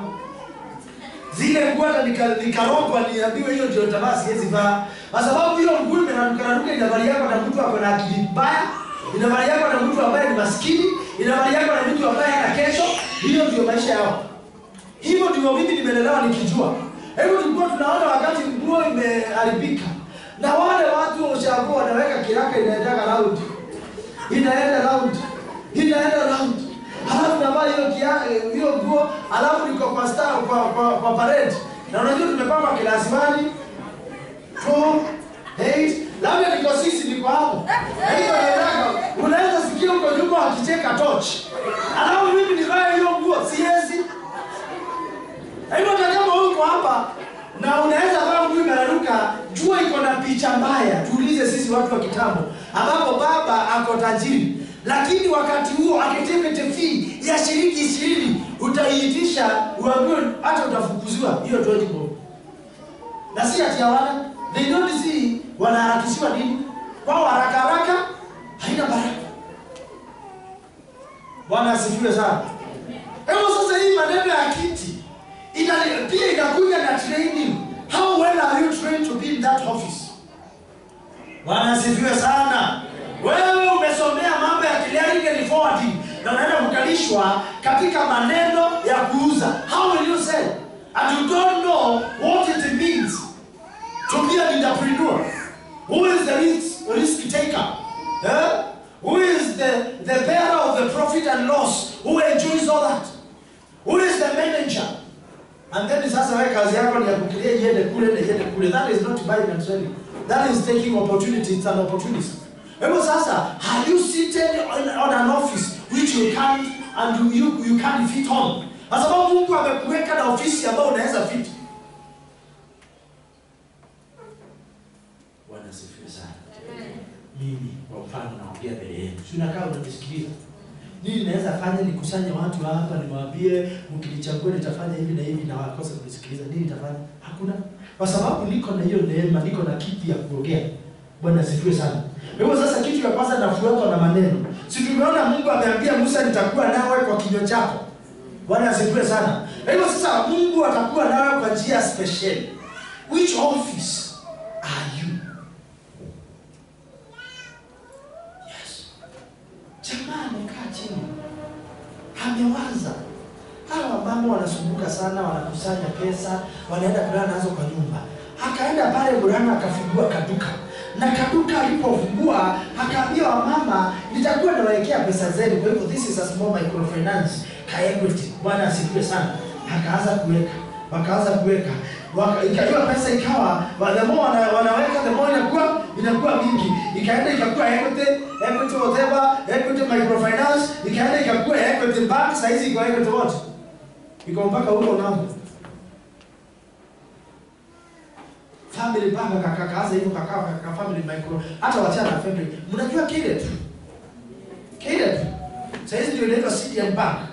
Ilianza anje utakuwa unaleta 20 bob kila mtu akona kitabu yake. Huyo ni mtu ambaye anajua kesho yake. So what do I mean by this? Look at yourself. Jiangalie vizuri kama uko umejiangalia. Say I'm special. Mimi najiona. You are special.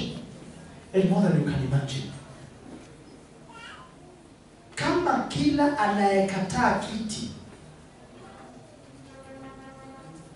hao ukikaa katika kiti, nani atakayebomoa? Because the moment umekalia, you are now in charge. Na huwezi kubomoa na kuvunja kama hujakaa katika kiti, maana huna mamlaka. Wapendwa, nataka 2022 tuanze tukiwa na mamlaka. Isaiah 6 mstari wa kwanza anasema wakati nani alikufa? Uzia alikufa na alimwona nani? Isaiah 6 mstari wa kwanza, katika mwaka ule aliokufa mfalme Uzia, na alimwona Bwana ameketi katika kiti cha enzi kilicho juu sana na kuinuliwa sana, na pindo za vazi lake zikalijaza hekalu. Alimwona Mungu amekalia kile kiti, hangeona. But I can assume him being the cousin to this man, amekaa pale. Bwana asifiwe sana. Na akiwa ameketi pale, akiwa anatembea katika palace, anaona the splendor and the beauty of the palace. Kwa sababu ya hiyo ya duniani, hangeona the splendor and the beauty of the heavenly one.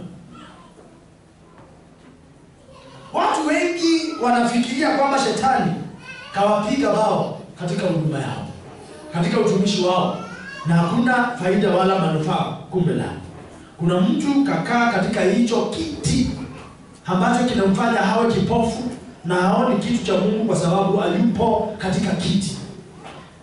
Wangapi wako tayari kukalia kiti? By the way, msishinda na choka bure hapa.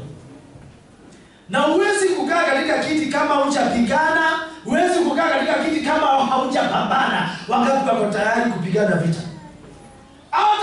Hata Paulo akamwambia Timotheo, tazama nimevipiga vita, mwendo nimeumaliza. Lazima upigane vita kwa jina la Yesu Kristo.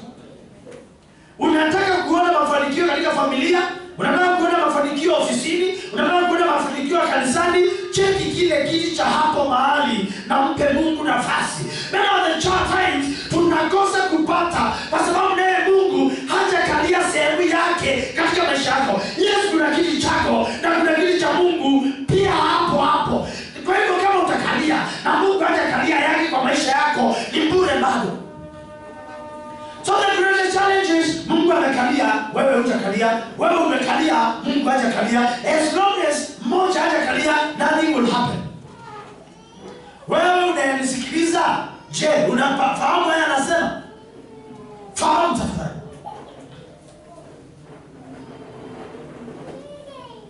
Tumesoma sura ya 13 ya Revelation, tukasoma mstari wa kwanza, wa pili, tukasoma wa 7 na wa 9. Tukaona joka alimpa mnyama kiti, akampa nguvu, akampa uwezo wingi ili kufanya vita na watakatifu, na aliwashinda wengi.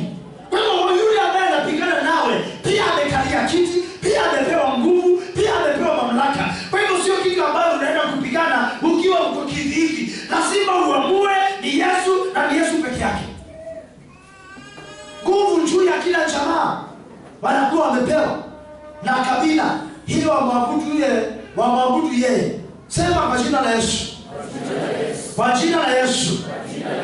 Kama kuna mnyama yeyote ama binadamu yeyote ambaye ameinuliwa na ibilisi, amepewa kiti cha giza cha enzi, akapewa nguvu, akapewa mamlaka, akapewa uwezo mwingi, hata niweza mimi kwa sababu Mungu wangu atamalaki milele.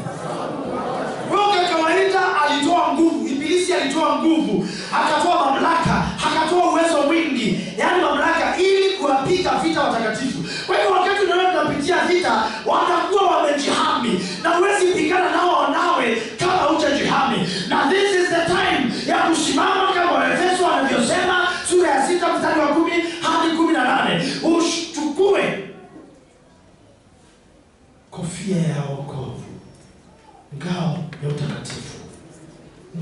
wa ukweli. Shika imani, shika Biblia, Roho Mtakatifu, na uvae viatu vya amani. Mtakatifu ni zaidi ya aliyeokoka. Unaweza okoka lakini uwe hauna utakatifu ndani yako. Mtakatifu ni zaidi ya aliyeokoka. Si kila aliyeokoka anasimamia kusudi la Mungu. Ni wengi ambao wameokoka lakini hawasimamii kusudi la Mungu. Inawezekana mtu si Mkristo, inawezekana mtu hajaokoka na Mungu anaweza kumtenga kusimamia kusudi. Huyu ni mtakatifu. Hadhari sio utaona hata mtu hajaokoka lakini mtu wa Mungu atamteua kuwa gavana wako. Atakungana kwa sababu wewe umeokoka, umelala.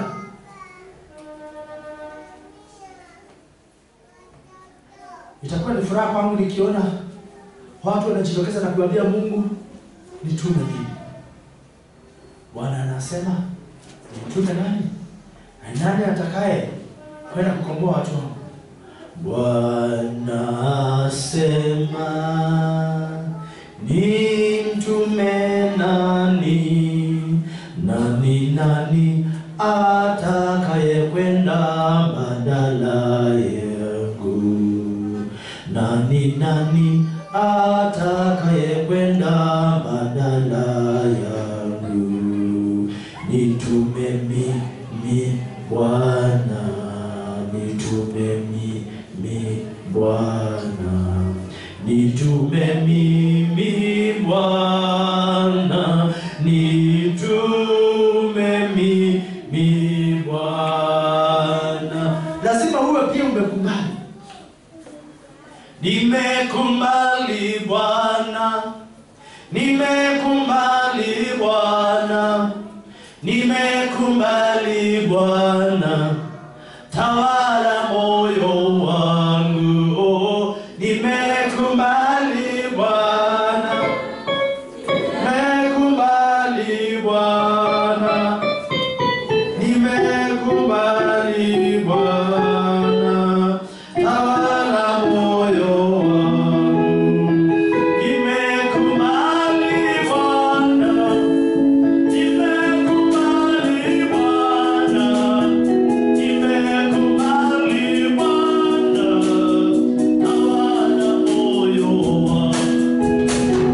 Nimekubali Bwana, nimekubali Bwana, nimekubali Bwana, tawala moyo wangu.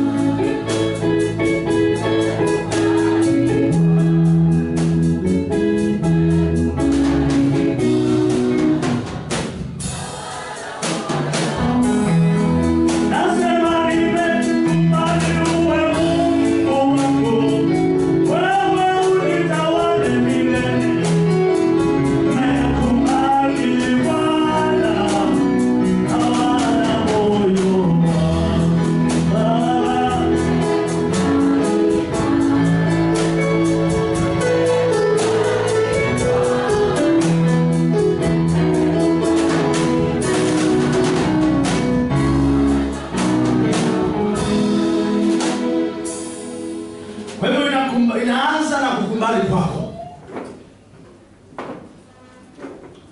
Mfano, tunasoma kuhusu Nebukadneza. Kile kiti haikuwa cha shetani, ila shetani alifanya kuforge. Ufunuo sura ya 3 tumeona shetani anapiga vita mtu aliyetengwa kwa kusudi. Kama una kusudi lolote, hautapigwa vita. Sijui wangapi hapa washapigwa vita. Sijui wangapi hapa washapitia vita. Sijui wangapi hapa washakutana vita katika maisha yao. Hiyo ni ishara ya kuwa kuna kazi ambayo ya kiteule Mungu ametia ndani yako. Haki si suala la Ukristo, ni kanuni za mbingu. Haki. It is your right. Ufunuo sura ile ya 9. Ufunuo sura ya 5 mstari wa 9 hadi 14. Nao waimba wimbo mpya wakisema, wastahili wewe kukitwaa hicho kitabu na kuzifungua muhuri zake, kwa kuwa ulichinjwa ukamnunulia Mungu kwa damu yako watu wa kila kabila na lugha na jamaa na taifa, ukawafanya kuwa ufalme na makuhani kwa Mungu wetu, nao wanamiliki juu ya nchi. Sema, ninamiliki juu ya nchi. Nikaona nikasikia sauti ya malaika wengi pande zote za kile kiti cha enzi na za wale wenye uhai na za wale wazee, na hesabu yao ilikuwa 10,000 mara 1000, 10,000 mara 1000, wakisema kwa sauti kuu, astahili mwana-kondoo aliyechinjwa kupokea uweza na utajiri na hekima na nguvu na heshima na utukufu na baraka. Na kila kiumbe kilichoko mbinguni na juu ya nchi na chini ya nchi na juu ya bahari na vitu vyote vilivyomo ndani yake, na nilisikia vikisema, baraka na heshima. Na kila kiumbe kilichoko mbinguni na juu ya nchi na chini ya nchi na juu ya bahari na vitu vyote vilivyomo ndani yake, na nilisikia kusema, baraka na heshima na utukufu na uweza una yeye aketie juu ya kiti cha enzi, na yeye mwana-kondoo hata milele na milele, na yeye mwana-kondoo hata milele na milele. Na wale wenye uhai 4 wakasema amina, na wale wazee wakaanguka wakasujudu. Kiti. Nao waimba wimbo mpya. Yesu alimnunulia Mungu watu wa kila kabila, naye njoka alimpa mnyama nguvu ya kufanya vita na watu wa kila kabila.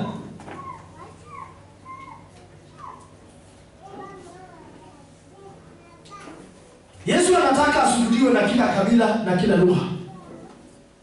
Shetani naye anataka watakatifu waliotengwa na damu ya Yesu na kupambana nao.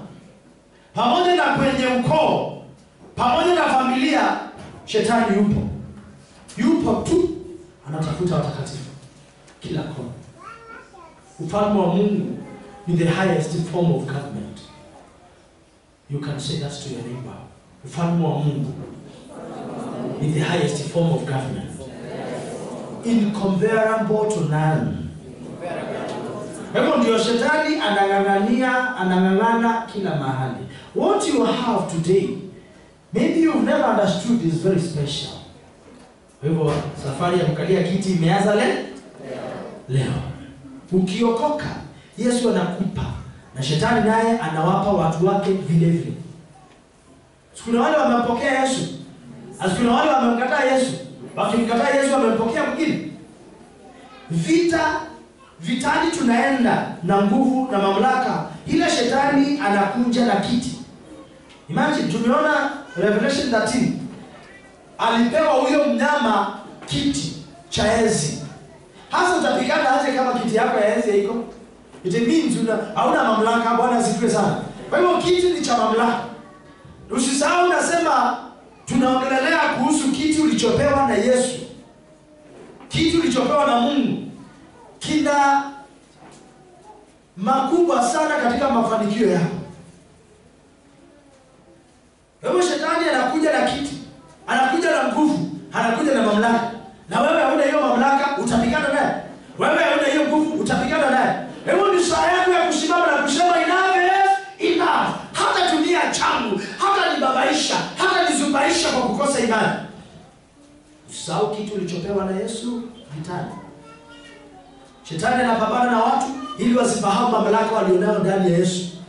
Hamejaribu kukuzubaisha. You've concentrated a lot on hii vita ambayo unapigwa. You've concentrated a lot na hao watu wanakupiga vita. Hata ukiingia kanisani unataka kuendelea mchungaji, unaweza niambia nani anakuroga. See what you concentrate. Badala ya kuconcentrate na nimepewa hii, fanya kazi. Hawaje nikwambia, hakuna kitu shetani anaogopa kama mtu ambaye amejua rights zake. Na hakuna mtoto ambaye anajua rights zake kama mtoto wa mkubwa, kama mtoto wa tajiri. Kumbe hata pesa iko na rights. Unajua unaongea na nani? Unaongea na mtoto anaitwa yule Dangote. Dangote sio president. Dangote sio prime minister. Sio chochote kwa government, lakini akona sauti. Pesa inaongea. Na hii ni mwaka wa kuongelelewa. Haleluya. Kwa sababu tunaenda juu. Mungu amechagua hii teaching. Amen. Nilitayarishwa last year na sijaifunza. Amen. The teaching ambayo nilikuwa nimetayarisha nifunze ni hii. Kini kaambiwa vitu vichenja. Vitu vichenja. Bwana asifiwe sana. Ni saa yako ya kukalia hicho kiti. Kwani ulikuwa unadhani wakati walikuwa wanakuja na hiyo nguvu ya uchawi yao walikuwa wanakuja juu ya nini? Juu kile uko nacho wakikipata kitaendeleza ufalme wao. Kwa jina la Yesu Kristo, ufalme wa giza utajengwa na wewe. Shetani anapambana na watu ili wasifahamu mamlaka walio nayo. Ni saa yako ya kufahamu mamlaka yako na utumie mamlaka na utangazie makuu kupitia mamlaka kwa jina la Yesu Kristo. Kura hazikupi utawala, bali zinaonyesha unapendwa kiasi gani. Ila mwenye mamlaka ni mwenye kiti. Ukiwa na nguvu, upako na ufunguo bila kiti, unakosa kitu kikubwa sana.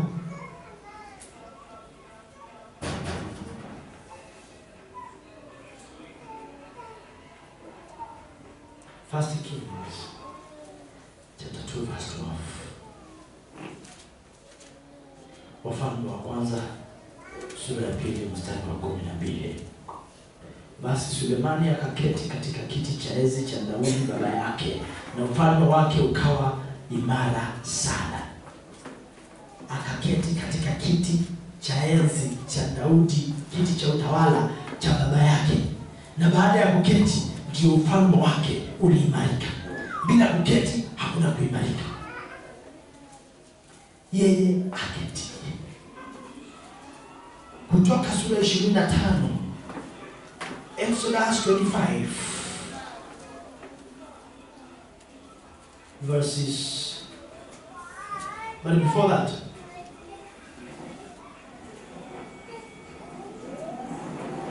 yes, 25 verses 17 to 22. Kwa tumeona kiti ambacho kilikuwa cha Daudi, kiti kinatega mamlaka ya kiti na kiti. Bwana asifiwe sana. Kwa kutoka 25 verse 17 to 22. Nawe fanya kiti cha rehema cha dhahabu safi. Kiti cha rehema cha dhahabu safi. Urefu wake utakuwa dhiraa 2.5 na upana wake dhiraa 1.5. Nawe fanya makerubi mawili ya dhahabu. Uyafanye ya kazi ya kufua katika hiyo misho ya kiti cha rehema huku na huku. Weka kerubi moja mwisho moja na kerubi la pili mwisho wa pili. Fanya hayo makerubi ya kitu kimoja na kiti cha rehema mwisho huku na mwisho huku. Na hayo makerubi yatainua mabawa yao juu na kukifunika hicho kiti cha rehema kwa mabawa yao, na nyuso zao zitaelekeana hili na hili. Nyuso za hayo makerubi zitaelekea kiti cha rehema. Weka kiti cha rehema juu ya hilo sanduku, kisha utie huo ushuhuda nitakaokupa ndani ya sanduku. Nami nitaonana nawe hapo na kuzungumza nawe pale nilipo juu ya kiti cha rehema, katikati ya hayo makerubi mawili yaliyo juu ya sanduku la ushuhuda, katika mambo yote nitakayokuagiza kwa ajili ya wana wa Israeli. Ili wana wa Israeli wawe. In the Holy of Holies was the Ark of the Covenant. And that sanduku walitengeneza kiti cha dhahabu ambacho ndicho kinaitwa the seat of mercy, ama kiti cha rehema, the mercy seat. Mungu alikuwa anatawala akiwa hapo. Ndio maana watu wanaingia na wakiingia siku ya atonement wanasprinkle damu kwa hicho kiti to atone the sins of the sinners. Kwa hivyo Israeli ilitawaliwa na Mungu akiwa amekalia wapi? Kiti cha rehema. Ufunuo sura 21 mstari wa 3 hadi wa 5.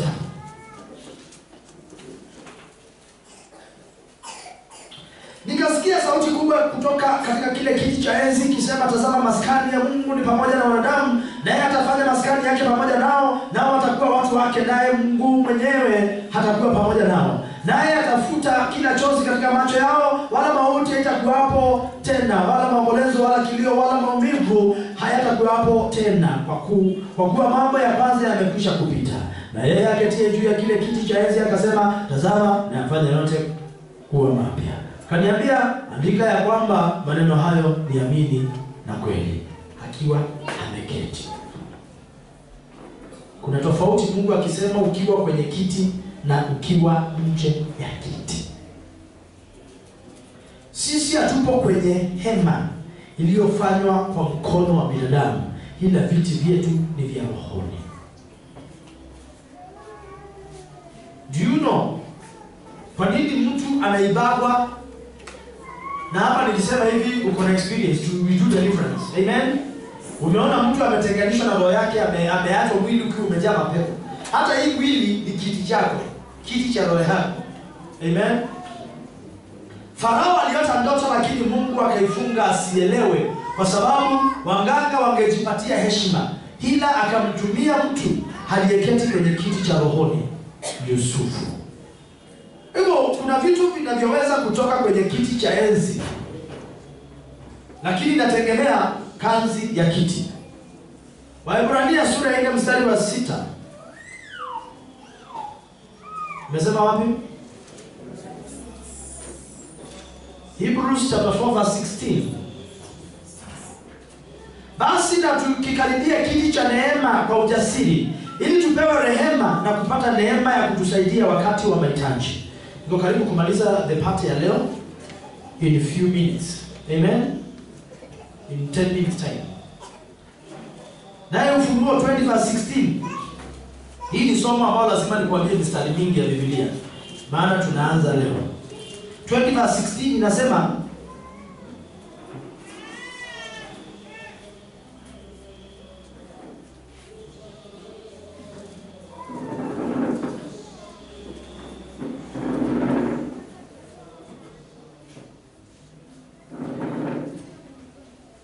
verse 15, na iwapo mtu yeyote hakuonekana ameandikwa katika kitabu cha uzima, alitupwa katika lile ziwa la moto. Verse 6 yake anasema, huo ndio ufufuo wa kwanza. Heri na mtakatifu ni yeye aliye na sehemu katika ufufuo wa kwanza. Juu ya hao mauti ya pili haina nguvu, bali watakuwa makuhani wa Mungu na wa Kristo, nao watatawala pamoja naye hiyo miaka 1000. Hivyo Yesu aliyeketi kwenye kiti cha rehema ni Yesu yule yule aliyeketi kwenye kiti cha hukumu. Kiti kinambadilisha mtu. Kiti kiko na directives ambao aliyekalia aezi kukana nazo. Kiti kinambadilisha mtu. Mfano, mpeleke mke wako akasome ujaji, alafu wewe uwe mwizi. Mpeleke mume wako akasome ujaji na wewe uwe mkora. Na uende mbele yake. Hata kwanza kusema nampea wanyama ama 6 months in prison, akiwekwa kiboko kimoja kila asubuhi. Usicheze na Yesu. Kuna wakati wa rehema, tena kuna wakati wa hukumu. Kiti cha Yesu kina all rounds. Kuna vitu unaweza kula kwa sababu unaketi kwenye kiti. Kiti kinatoa. Kuna vitu ambavyo hutawaipata mpaka ukalie kwenye kiti. Matendo ya Mitume sura ya 12 mstari wa kwanza anasema vizuri, panapo majira yale Herode mfalme akanyosha mikono yake kuwatenda mabaya baadhi ya watu wa kanisa, kwa sababu amekalia kwenye kiti. Matendo ya Mitume 11 verse 27 to 30, naye anasema aje, siku hizo manabii waliteremka kutoka Yerusalemu hata Antiokia, na tulipokusanyika akasimama mmoja wao jina lake Agabo, akaonyesha kuwa uweza wa Roho Mtakatifu kwamba njaa kubwa itakunja karibu katika dunia nzima. Nayo ikatukia katika siku za Klaudio, na wale wanafunzi kila mtu kwa kadri alivyofanikiwa wakaazimu kupeleka msaada kwa ndugu zao waliokaa Uyahudi. Wakafanya hivyo, wakapelekea wazee kwa mkono ya Barnaba na Sauli. Herode alikufa, neno lilienea. Kwa sababu ukisoma chapter 12 yote tunaona aliliwa na midudu. Shetani anatumia watu walioko madarakani kuzuia haki, kuzuia huduma. Na tunapoomba ni kwa ajili ya elections this year, we need a person who will change this country, and that we will do through prayer. Amen. Now when we do it through prayer, I assure you, Kenya iko na mafuta. Amen. Kenya iko na dhahabu. Kenya, it is the best in agriculture. Kenya, it is very industrialized today. Kenya iko na very active citizens. This nation can prosper in the heights ambayo haijaonekana ulimwenguni. Herode alimfunga Petro kuwafurahisha Wayahudi. Kiti kilikuwa ni kikwazo kwenye huduma ya mitume. Kwa hivyo kiti pia kinaweza kuwa kikwazo. Baada ya muda 70 AD, Warumi waliteketeza hekalu, mji na kuwatawanya Waisraeli mpaka tarehe 15 mwezi wa 5 1948, wakati UN ilianza na UN ikazaa Umoja wa Mataifa. Ikazaa taifa la Israeli. Shetani anapamba na mateule. Anapambana usiku na mchana na mateule. And I told you, every time utaona kitu kinatokea ujue kuna kile kinatafutwa kuzaliwa. Wakati kulikuwa na the First World War, walizaa Umoja wa Mataifa. Na nchi zikajigawa to East and West, Russia and America. Kwa hivyo ikawa wale wanaegemea pande ya Russia hawatakuwa na msaada kutoka kwa Amerika. Na wengine walisimama katikati kama Tanzania, imesimama mguu mmoja Russia na mguu mmoja Amerika. They suffer. Kenya hatukusimama Russia. Unaona ndege zetu za wazungu, gari zetu za wazungu. Ushaona gari imeandikwa hapa Russia? Hakuna. Bwana Yesu asifiwe sana. Hii vita ya pili sasa ndio ilizaa taifa la Israeli, and total beginning of UN. Hii vita tuko nao ya kibiolojia ambao mnaita coronavirus ama hii kitu mnaita novel coronavirus, unadhani itazaa nini katika ulimwengu? Herode si jina la mtu, ni jina la cheo. Governor sio jina la mtu, ni jina la cheo. Rais sio jina la mtu, ni jina la cheo. Kuna cheo ambacho kinaendana na kiti. Pastor sio jina la mtu, ni jina la cheo. Nabii sio jina la mtu, ni jina la cheo. My name is not pastor, ni cheo. Bwana asifiwe sana. Hiyo ni jina linakuja kulingana na kile kiti. Na kama hakipo, hata hiyo jina hata ukiliita mara 100 hautaona matunda yake. Herode namba 2 alikata kichwa cha Yohana Mbatizaji. You remember? Herode yule wa pili. Herode namba 3 alimuua Yakobo na kumfunga Petro. You remember yule alimkata kwa upanga. Na walipoongea wakasema hiyo sauti ni kama ya Mungu. Nao mbua zikatoka kule zikamkula. Naye kule Peter akiwa kwa jela, malaika akamfungulia akatoka. Na Herode namba 4 ni mfalme Agripa. Usicheze na viti. Ilimfunga Nebukadneza miaka 7 kama mnyama kwa kichaka. Wewe unataka uelewe the authority which you have. Inakuaje kanisa hakuna hata mmoja aliyeketi kwenye kiti na Yesu mnamsukumia nje kama kanisa la Laodikia? Because unakuta kuna makanisa yanaondoa Yesu katika kanisa. Na kanisa likiondoa Yesu, likitema Yesu, mtu akitema Yesu katika moyo wake, mwanzo wa shida yake umeanza. Walimpiga mchungaji kondoo, wakatawanyika. Na hiyo ndio nimesema in the book of Zechariah 13 verse 7 to 9. Inuka hayo upanga umshambulie mchungaji wangu ninayefanya nini? Ninampenda. Bwana Yesu asifiwe sana.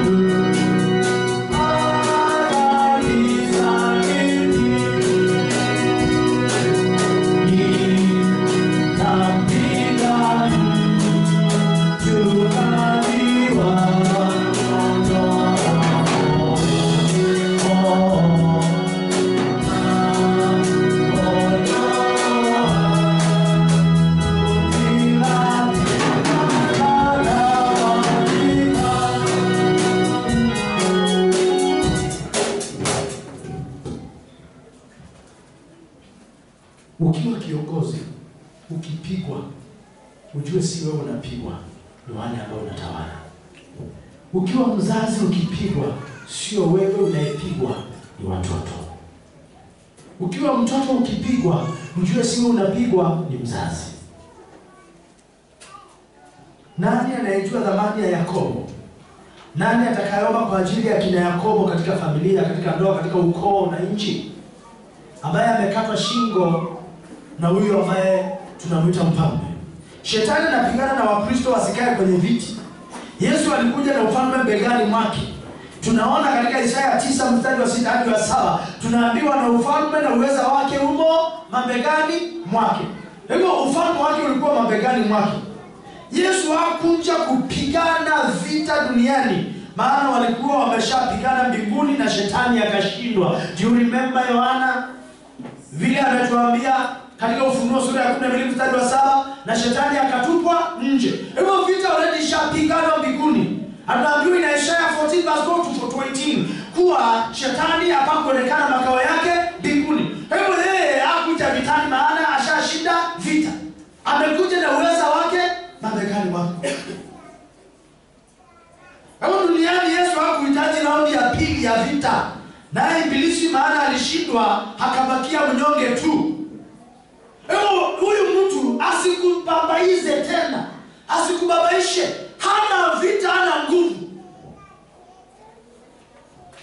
Waka Yesu anasema nimepewa mamlaka yote mbinguni na duniani. Basi enendeni ulimwenguni kote mkawafanye kuwa wote wanafunzi wangu, mkiwabatiza kwa jina la Baba na la Mwana na la Roho Mtakatifu. Huyu hapa amekuja. Bwana Yesu Kristo asifiwe. Na wakati amekuja, ameshuka kuzimu. Wakati ameshuka kuzimu, amemkanyanga shetani kichwa. Leta mamlaka yote ya wanangu, amechukua. Yesu wakati umeokoka, hayo ndio mamlaka tunapata. Swali ni je, Yesu amesema yote msalabani, amesema imekwisha. Baada ya kufufuka anasema nimepewa mamlaka yote. Mpaka hata naimba wimbo, nimepewa mamlaka yote mbinguni na duniani. Basi enendeni mkafanye mataifa yote kuwa wanafunzi, mkiwabatiza kwa jina la Baba na ya Roho Mtakatifu, mkiwafundisha kuyashika yote niliyowaamruni. Tumepewa mamlaka yote. Sasa kama umepewa mamlaka, si umepewa mpaka na kiti? Utakubali kuteseka hii mwaka na miaka yote yako ukiwa uko na kiti? Bwana asifiwe sana. Nimesema namaliza. Na nikumaliza nimaliza. Somo hili tutaendeleza. Kwa hivyo nataka leo uelewe umepewa mamlaka yote na ni wakati wako wa kuamua. Bwana Yesu asifiwe sana. Wacha ni kwa ajili ya msikilizaji tumuage. Leo ni siku ya kipekee, tutaomba maombi marefu. Amen. Ni siku ambayo tutabariki watoto wa shule.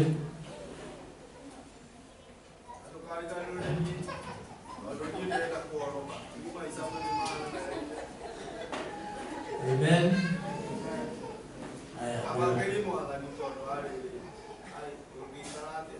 Nyosha mkono wako.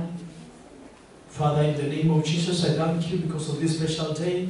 Kwa ajili ya msikilizaji, I pray that may the Spirit of the Lord and that of wisdom and of understanding, Spirit of counsel and of might, Spirit of knowledge and of the fear of the Lord be upon you. May the Lord bless you and keep you. May the Lord make his face to shine upon you and be gracious to you. May the Lord turn his face towards you and give you peace. Na kujalia kukalia kiti cha rehema, kiti cha enzi ambacho Mungu ameteua kwa ajili yako. In Jesus' name. Shika sana.